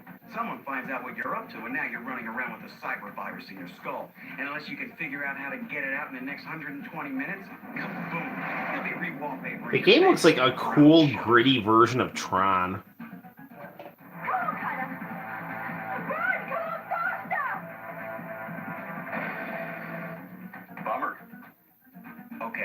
at the door.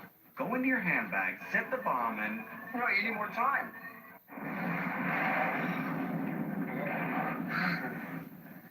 Okay, Sparky, I think we've seen enough. Kevin, you're up. It's sad that these infomercials are like 90% better than the stuff on television now. They're not 90% better, they're 190% better. You just don't release the console. Yeah, hang on a second. You just don't. Sorry. You don't have to release the console just to make infomercials. Seriously, we can do a whole stream about these infomercials. I think that's what we're just going to do for the rest of the stream. Having so much fun rewatching this with you guys. You're furiously fighting across the deck of the Keshron mothership. They've got stragglers screaming through the solar system. So you're up here whipping around, picking off those barbarians left and right, vying for global salvation. But these guys are relentless. No timeouts, nothing. Once you blast one, another one keeps coming right at it, right after it ends. This CDI infomercial is the better of the two. We still have more than 200 titles to go. Let's see what we have here. Seventh guest. Let's see, Hall of Fame football. Here it is. How about Space Ace? Now, assuming you boys can keep up, tell me this isn't identical to the arcade version. So, Dwayne. Right.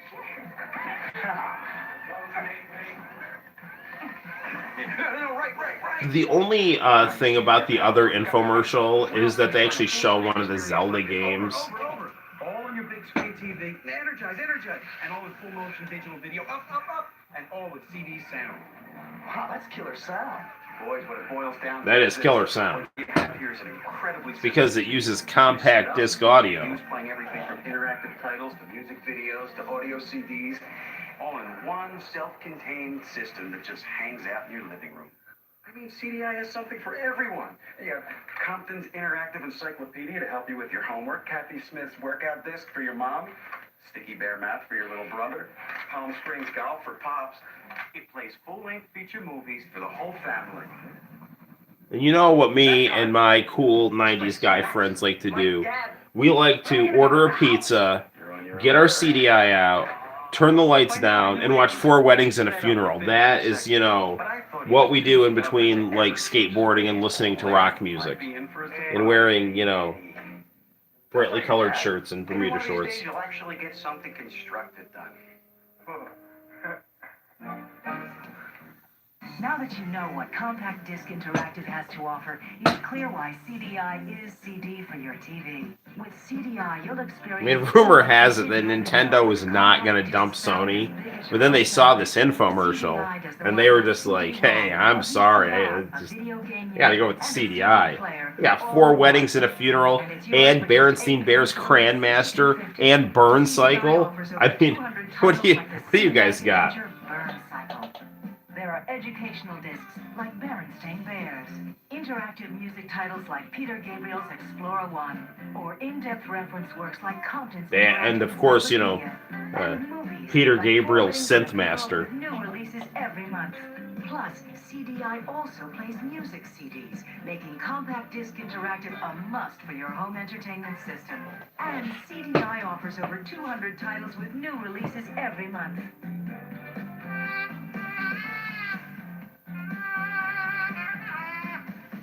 I'd rock Space Ace. That game looks cool.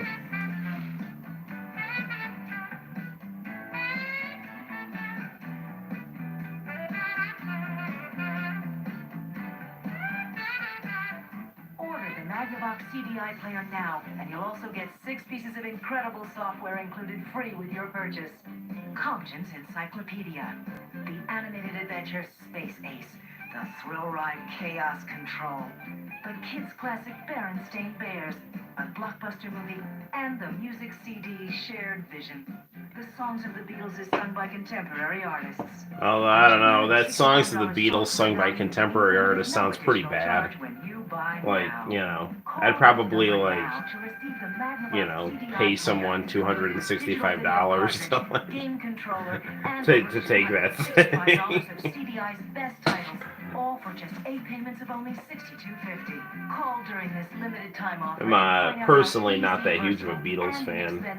And I'm probably going to be less of a Beatles fan when someone's like covering their music.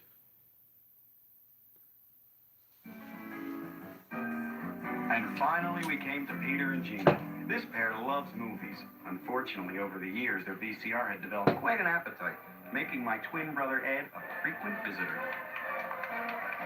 It's the tape here. It's the tape. It's the tape. It's in the tape. No, Forrest Gump is only 3 weeks old. If we have to replace one more movie, that thing devours. I know. But we have an extended warranty from Ed. Let's just try and resurrect this thing. You know, it's just sad that they never got to finish Forrest Gump. That looks like something out of One Piece. That picture, that text scroll.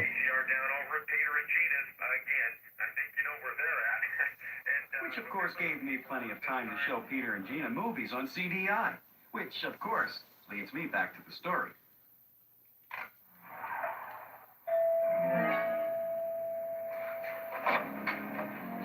Ed? Sid. Ed? Sid. Looks like Ed. So, what's with the new uniform, Ed? Not new. Not Ed. Sid. I don't know about him. Okay. This plugs in here, this here, this here. There you go. All fixed. What exactly do you mean, Sid? All fixed. What is... It's the new way to watch movies. You kids like movies. I like movies on CDI. CDI. A compact disc interactive. It plays full-length feature movies and more, and plays them all on compact disc. Movies like 4 Weddings and a Funeral. Get the hell out of here. 4 Weddings and a Funeral? CD sound. That thing's on the CDI. That's like, you know, bigger than Final Fantasy VII being on the PlayStation. Now, you just hit play and... I mean, in fact, that's why, you know, Sony had to scramble so hard to land the Final Fantasy exclusivity, because with 4 Weddings and a Funeral on the CDI, like, they knew that was going to be some brutal competition on the CD market. If you know what I mean. This reminds me of the movie Cable Guy. More... Yes. Caesar's World of Boxing-ish. You strike me as someone who knows how to take care of business. I badly want that CDI bag. I know I've said this multiple times, but that looks really good. The other CDI infomercial is not for the top loader. It's for like a one with a tray. I actually think the top loader one looks better. I got a really good feeling for this. He's cut. He's bleeding. Blood. Yes. All right, settle down there, Rocco. Now, how about that nice, relaxing afternoon? Well, in addition to entertaining you with 4 Weddings and a Funeral, the CDI can also unlock your inner bloodlust with hot titles like Caesar Boxing. Now you have additional leads to help you crack the case. I mean, check this out. You can watch confessions from the other players, or Find that last missing piece of the jigsaw. or look at this. Scrutinize the rooms to the last detail to help you solve the killing. And just what do you suppose drove one to such an act? Then again, why dwell on a nasty subject like homicide when that... How about Burn Cycle? Here's an interactive adventure game that combines the pace of a classic arcade game with all the cinematics and theatrics of a full-length movie. You see, you had a little incident while stealing some software, now you're doing everything from shooting your way out. Having a bomb put in your brain was kind of a recurring trope in these like full-motion video games. Because in Absolutely Rose Street, they talk about another game where a guy gets a bomb put in his brain. Which, coincidentally, was also a episode of Charge Man Ken. He's got dynamite in the brain. You guys don't have a CD player either. Sorry, Dr. Volga. You were killed and now you're a robot with a bomb in your head. Time to throw you through the lower ejecting seat and have you crash into a building and explode. Games, multimedia titles, and music CDs all in one system. Not only that, CDI is a fraction of what some of those other machines cost on their own. Come in. How come I knew I'd find you here?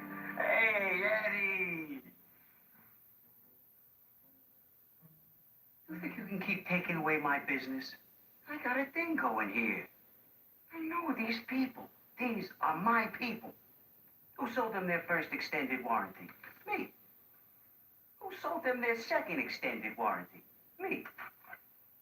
Who's over here every week fixing their VCR? Me. Who? He's almost family.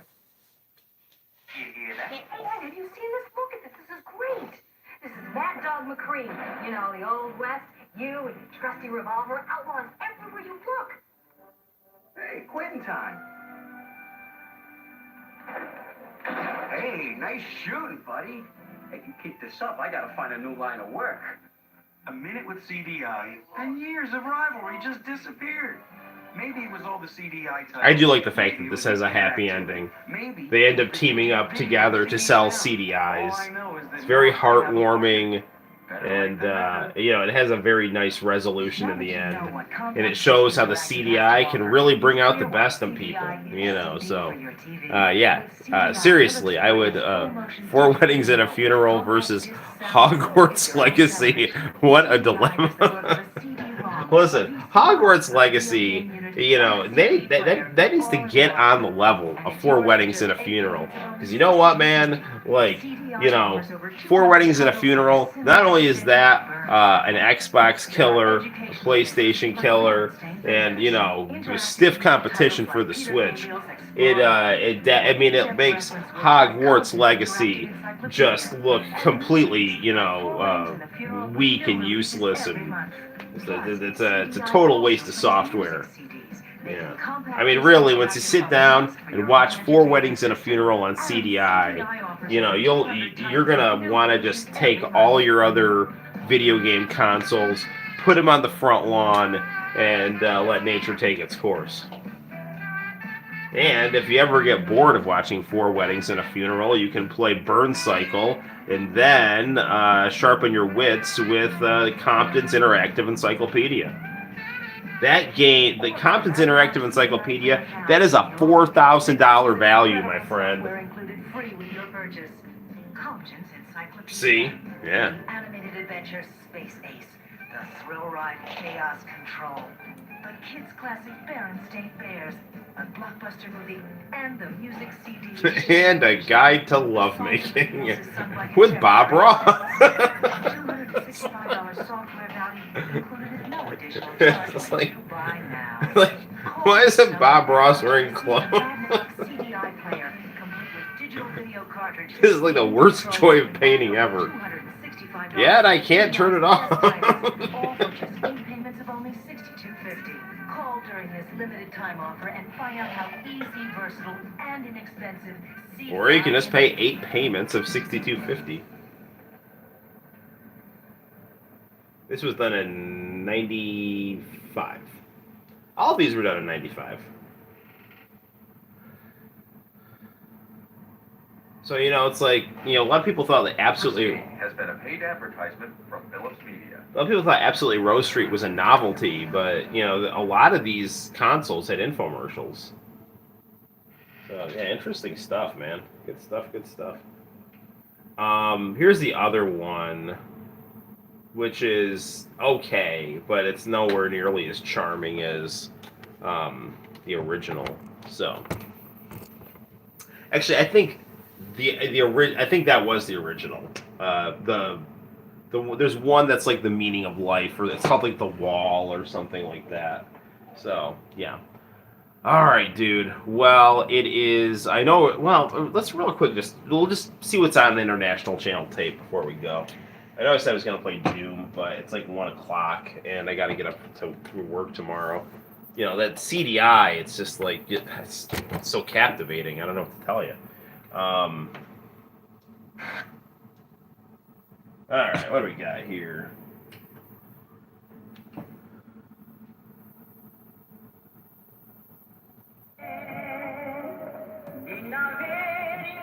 Okay, this is a random thing. World Seek Broadcasting presents. Ajdi Awaz.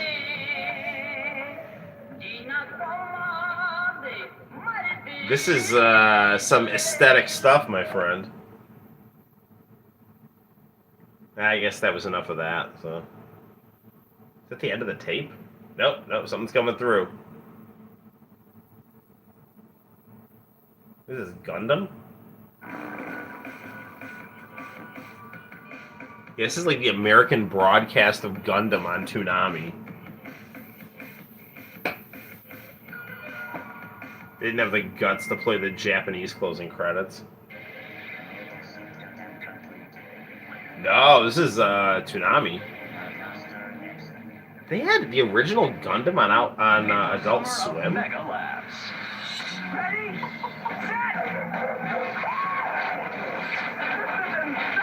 All right, Cuba Gooding and Sassy Dogs. Good deal, good deal. Yeah, Seek after DBZ. So nostalgic, yes. I finally understand sledding. Next on In Demand Pay-Per-View. This mega family hit starts every half hour today on Time Warner Digital Cable.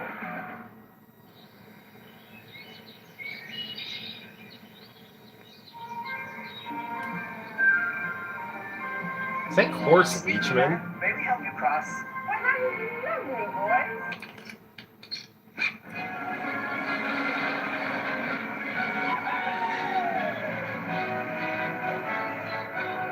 Discover where character counts. Ah, man, that makes me want to join the Boy Scouts. I forgot my purse up there. So I can ride with Phyllis from Mary Tyler Moore on a zip line. What's more hateful than a tangerine taffeta bridesmaid dress? Having to wear one with your period. Don't stress. Now Kotex has a new ultra thin. All right, something for the ladies. And wings that readjust. With strips by Velcro USA or a secure fit. It's free protection. And I gotta tell you, like, they did the Velcro on my LeBrons. Really good stuff. All right, what do we got now? Is that the end of the tape? I don't even know. Something's coming through, I think. Maybe not. Let's fast forward here.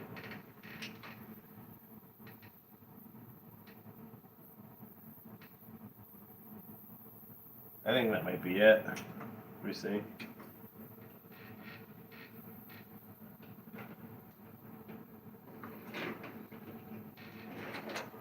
Yeah, that was the end of the tape. So, why don't we? I mean, there's such interesting stuff on here with Ajdi Avaz and period commercials. Let's just rewind and see what we end up with. And then I'll have to... Was that Cisco? That was Cuba Gooding Jr., I believe. So, unless there was another thing that had Cisco that I didn't see.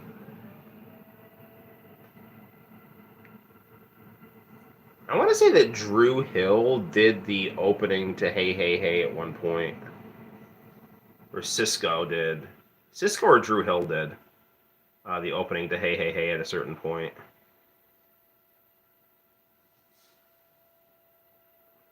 I mean, Cisco being a part of Drew Hill.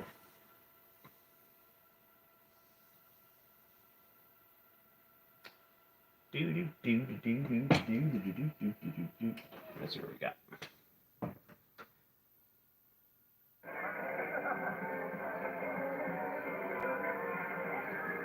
We were playing this. It's like trying to decode music.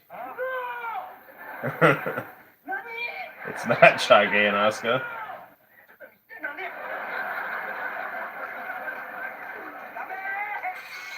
Chage and Asuka, who did my all-time favorite closing to a fighting game, Street Fighter, the movie, the games. There's something there. It is such a beautiful ending, and yeah, you can. There's some guy on YouTube. His name's like Neo Geo something or other, and he has a version of There's Something There that has Jean-Claude Van Damme and clips from the movie in it. So it's actually even better than the ending one on the Saturn. But the ending one on the Saturn is beautiful. Just for whatever reason, doesn't have Jean-Claude Van Damme, and I wonder if there's some kind of legal reason for that.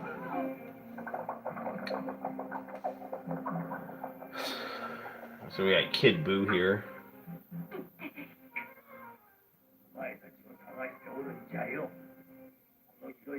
Vegeta.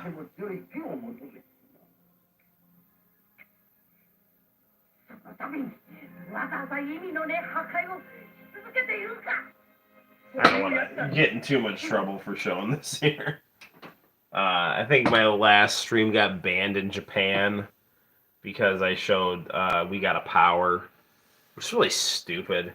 My stream after the Buffalo Bills lost is blocked worldwide. I have to like figure out what's wrong with that. Like, probably I accidentally showed a clip from Lost Universe or something like that.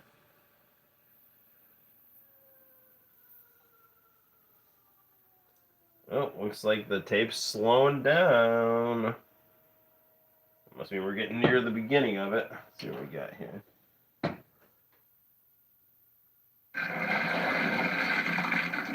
Okay, so we have a kid getting attacked by fish in a locker and eating a candy bar. Pop-Tart snack sticks with flavors like double chocolate. They might just be the lift you could use. Pop-Tart snack sticks. Break into something good. I don't even remember those. Aww.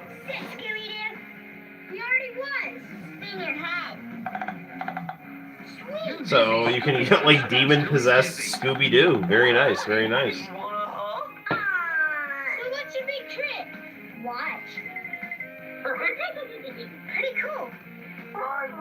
It's new. Aww. It's like, look, yes, he might have a poltergeist, but he's still affectionate and nice. If you want to taste the ground, Kenshin! He's truly a man of legends.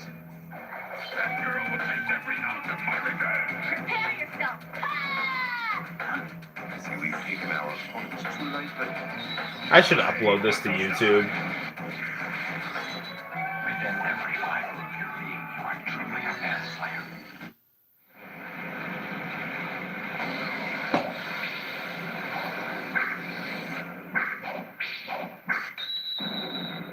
Watsuki likes the X-Men, and so he definitely like borrowed a lot of the Jim Lee era X-Men designs on some of his characters, which just makes the show that much better. Alright, I need to wrap this up soon, as much as I hate to do it, because, you know, I don't know, once I start showing the tapes, then I just want to keep watching them. But you know, G Gundam. We were just there. The cops said they let you go, so we ran as fast. They didn't show the last season of Kenshin on Cartoon Network for some reason. I know, it might have had to do with the fact, I believe the last season, well, two things. I know it was considered to be less popular than the previous season, but I saw a little bit of it, and it was actually really good. The other thing was it had to do about persecuted Christians. So, if memory serves me right, the bad guy was a Christian samurai who had been persecuted by the Tokugawa government, and he had like an underground Christian group, and I want to say he was kind of like a tweener. He wasn't quite a bad guy, he wasn't quite a good guy, but it looked like they were setting up him and Kenshin to be enemies. And I wonder if there was something having to do with, you know, use of religion that soured people. I don't know. This is one of those Toonami, you know, commercials that always annoyed me, not because they existed, but because I was always like, listen, if they say they don't have time to show the opening and closing credits, why are they doing these like 4-minute like commercials during the commercial breaks, you know? These like AMVs. maybe I'll never get over it. But I've lived my life on my dreams, and I don't have any regrets.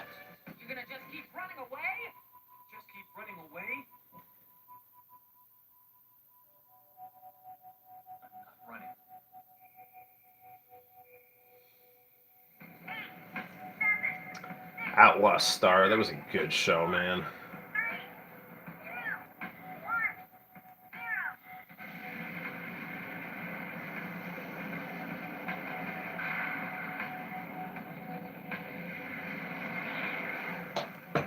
Believe in yourself. Create your own destiny. Believe in dreams. Yume wo shinjite. That's the season where they had the CM Shade ending. Yes, I know. It's an awesome ending.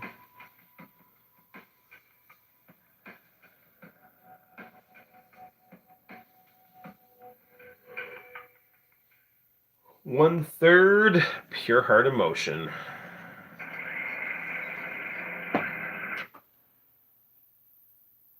Hamtaro, Yoda, Kool-Aid Guy, KFC. What's that PlayStation thing?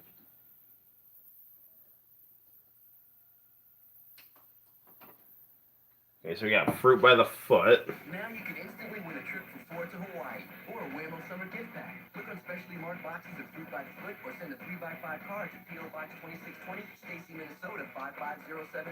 Many will play, few will win. Look out, New York! Excuse me! Oh! Hey guys! Coming through! Look out, buddy! Stuart Little takes on his biggest challenge yet. New York. Stuart Little 2, rated E for everyone. That feels like enough adventure for one day. The PS1 with Stuart Little and Usher eating Twix.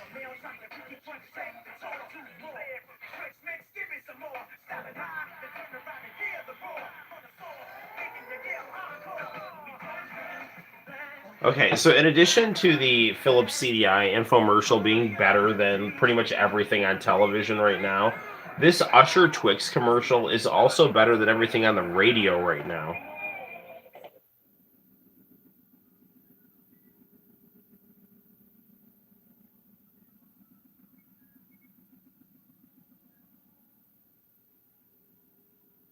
This was probably a time when I turned the channel after G Gundam, so I didn't watch Powerpuff Girls, but then switched it back once Dragon Ball and Dragon Ball Z were on. Back to G Gundam.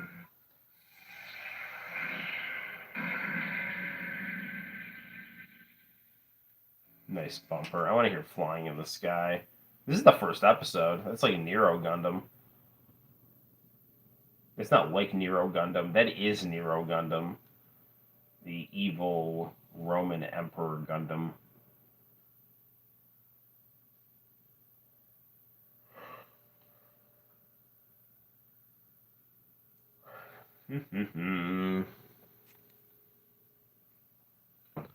Tsunami is not the same as it was. I actually don't watch it, not because I don't like it. I just always forget to watch it. Because it's on what is it on? It's Saturday at midnight or something? Or Saturday at 11? I mean, I'm always streaming, Chibbity Crockett, the man who achieved the American dream.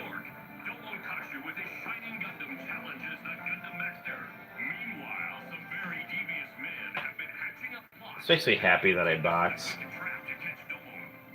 I'm like a cool American guy.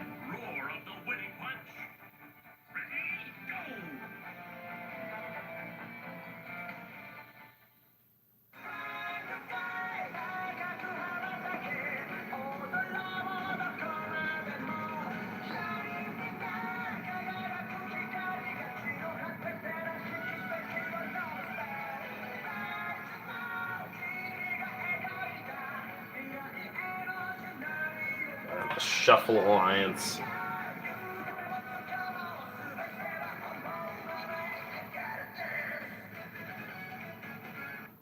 That's it for G Gundam.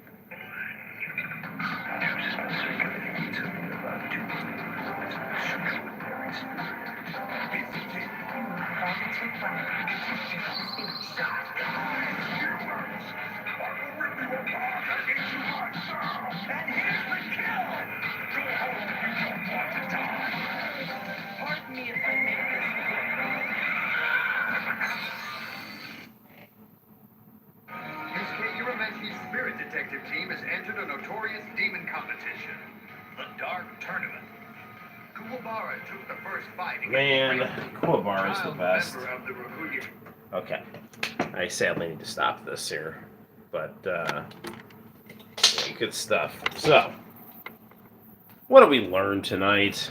The usual, that the Philips CDI is a master class in video game consoles because it hosts awesome, awesome content. Like 4 weddings and a funeral. That if you get an Atari Jaguar, it will become your hot, hot mid-90s girlfriend. Then Aladdin for the Sega Genesis. When you play that, that's also awesome. And you can get it now on your Xbox One. And the PC Engine looks really, really nice when it's hooked up to a professional video monitor through SCART cable. Usher can make a really good song about Twix. All good and important things that we learned from this live stream. All right, Yu Yu Hakusho. The last episode of Yu Yu Hakusho was like at 5 a.m. What? That's such bullshit, man. Good night, International Channel. Thank you for hanging out and sharing my nonsense. Be tuning into the channel for more content. Thanks to everyone who watched tonight and who will watch in the future.